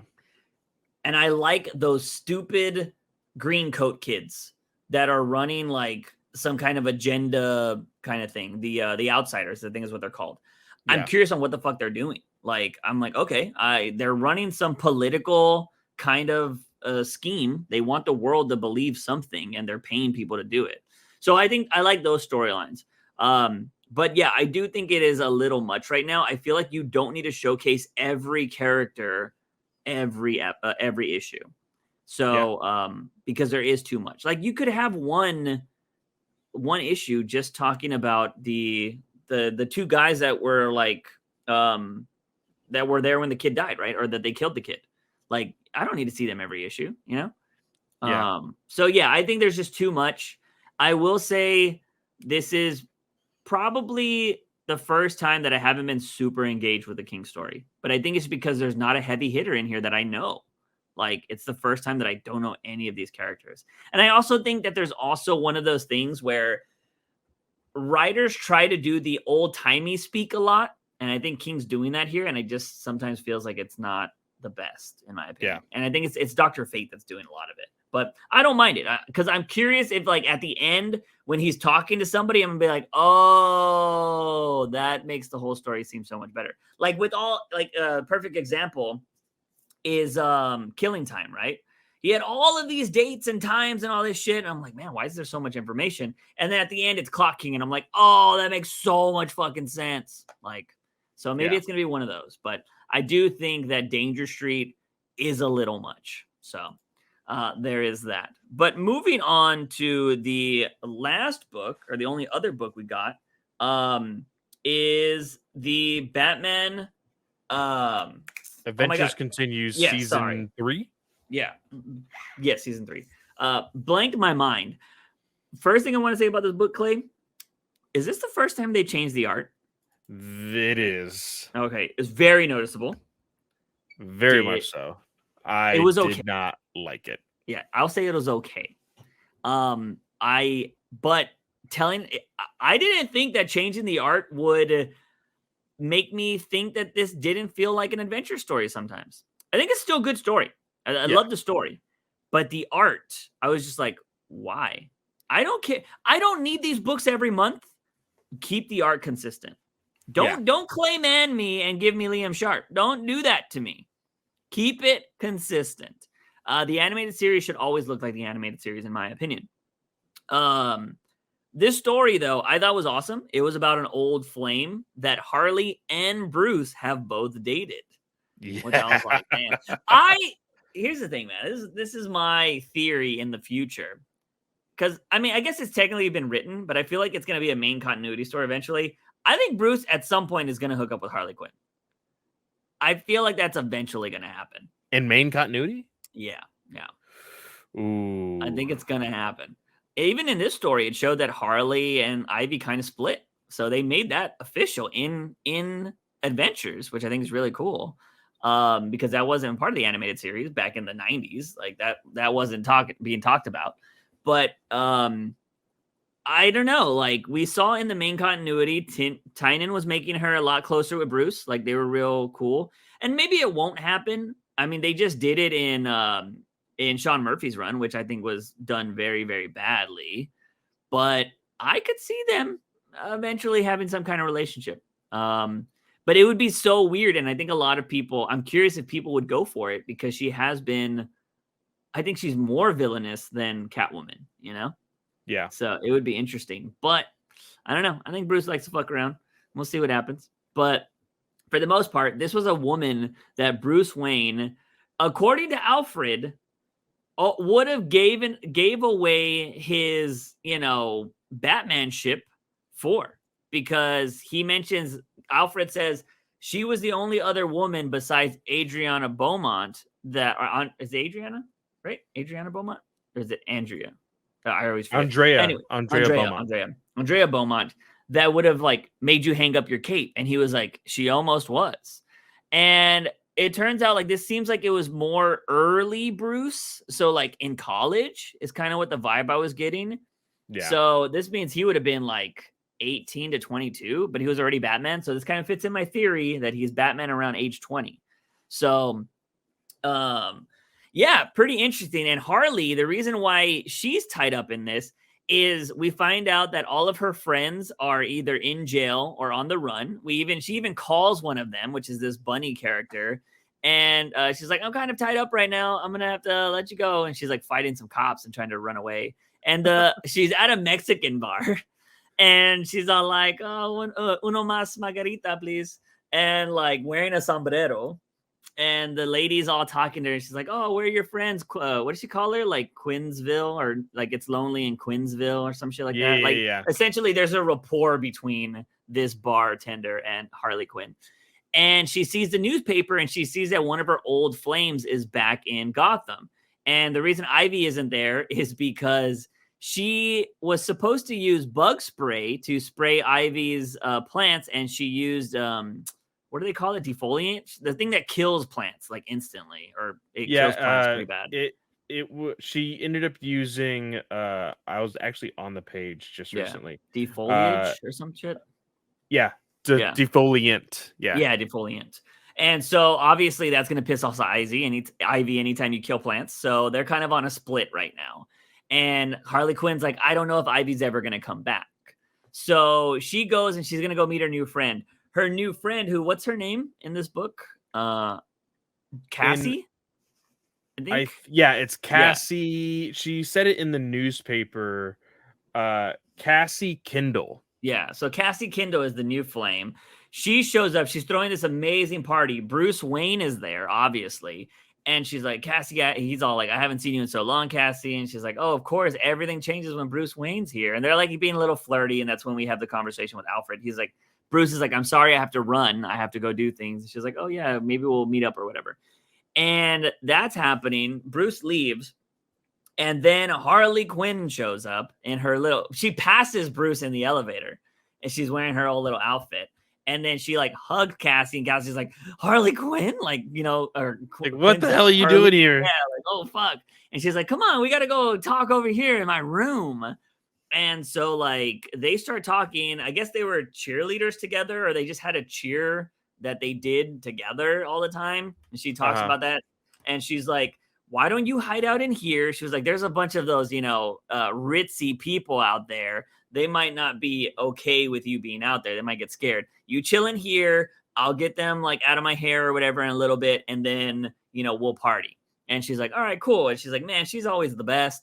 And then we see a helicopter come in, shoot up the party and steal this girl. Harley Quinn comes out and she's like, no. You're not taking my girl from me. Tries to fight the bad guys. I actually love this little sequence when she goes up and she's on the helicopter and they're like, it's either you, Harley, or this girl. And they kick Harley off. She falls into the pool and they throw a bomb in there to explode it so she'll fall out with the water. I was like, that's kind of cool. That's smart. I like smart criminals. And she's all like, that's unnecessary. And she like falls out of the water and Batman catches her. And he's all like, what are you doing here, Quinn? And she's like, I wasn't trying to kidnap her. I was trying to save her. And this is in the GCPD. What did you think of like Gordon? And I think Bullock was there, right? I don't know if Bullock was the other character. But the idea that the GCPD just let Harley Quinn go into Batman's custody. That was interesting. It was Bullock who was interrogating Harley while Gordon and Batman talked on the outside. But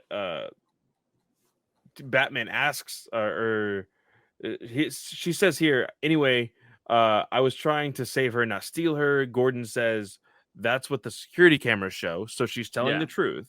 And so Batman asks, what do you want to do with her? And he says, she's all yours. Yeah. And it's just as simple as that. And so they are investigating together, like, okay, what's going to happen? What's the reasoning behind kidnapping Kindle? Yeah. And it comes down to the idea of an individual being tied to Two-Face. Yeah. It's like, okay, well, it must have been one of Two-Face's goons. Let's go check it out. And Batman goes and checks it out. He doesn't bring Harley because Harley is a loose cannon. She's too unpredictable. Yeah. And so he's investigating. He's doing his little, going up on another building, kind of just seeing how the hideout looks and everything else. And we see this little old woman knock on this hideout. Yeah. And all of a sudden she just throws a Molotov cocktail at the guard. Yeah. And Batman's like, whoa, yeah, what the hell? And this book, it's so weird because yes, it does feel like Batman the Animated Series. The art makes it almost feel like a parody of itself also. You're talking about the fire extinguisher scene? Yes. Yeah, I agree. I was like, it's just too much. There was too much of it. Yeah. And a part of me thinks, like, what if this book was specifically done like this because it's a Harley Quinn story and not a Batman story? Yeah, it's possible.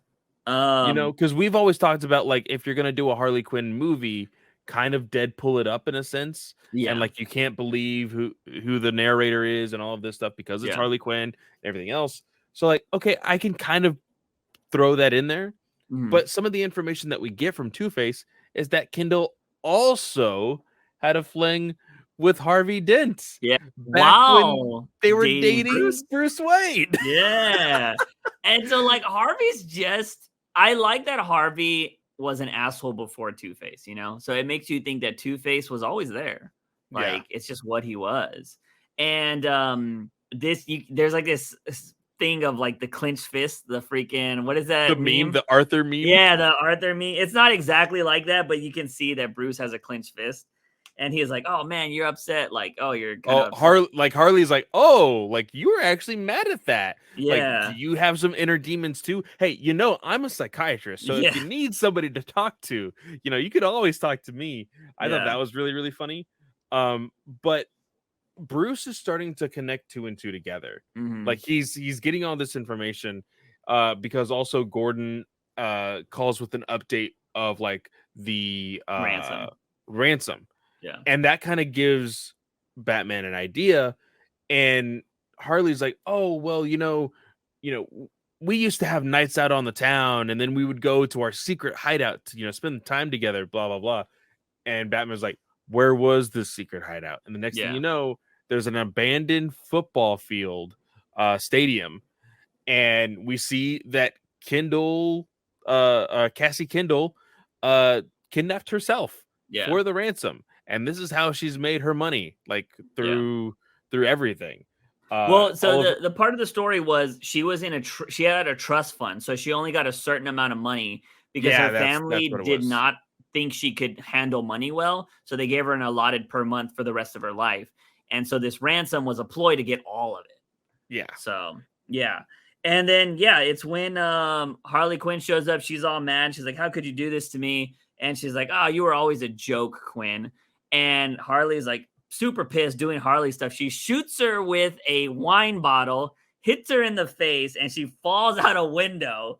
And Harley grabs onto her and she's like, "I know something I could do right now that I really want to," essentially. And Bruce is like, "No way, Harley, like, don't." And she's like, "Don't worry. I'm not going to waste my time on her. Like, I love being single or whatever." And she like flies away on a rope. She's like, "I'm out of here." And I love this last part because like Harley dips out. She's like, "I'm not going to go back to Arkham for this bitch." And then Cassie tries to go back into playing the victim. She's like, "I'm really the victim here." And Bruce is like, Batman says. Yeah, Batman. He's like, "You mistaken me for someone who cares." I'm like, yeah, fuck yeah. Because at this point, Batman Bruce Wayne is like, "Okay, you cheated on Dent. You cheated on me. You cheated on Harley. Like, not going to play this game." Yeah, I love it. I don't know what it is, but I love when Batman does not go soft on women. It's just so funny. It's so funny. Equal opportunist, Love it. But yeah, it love the story. The art did throw it off a little bit. So I hope that's not something that continues. I wonder if it's one of those things where like, oh, we have a deadline and you're not gonna be able to make it. Like, we'll bring in one writer for this, You would think that they could find writers that could copy that style though, like really well. But I thought that they had like a couple of them, not just one, but I thought yeah. they had a couple of them for the fact that this kind of like the problem that I'm gonna have with this season 3, if I Mhm. buy the trade for it, Yeah. is that issue 1 is gonna look exactly like the cartoon, and then issue 2 is not.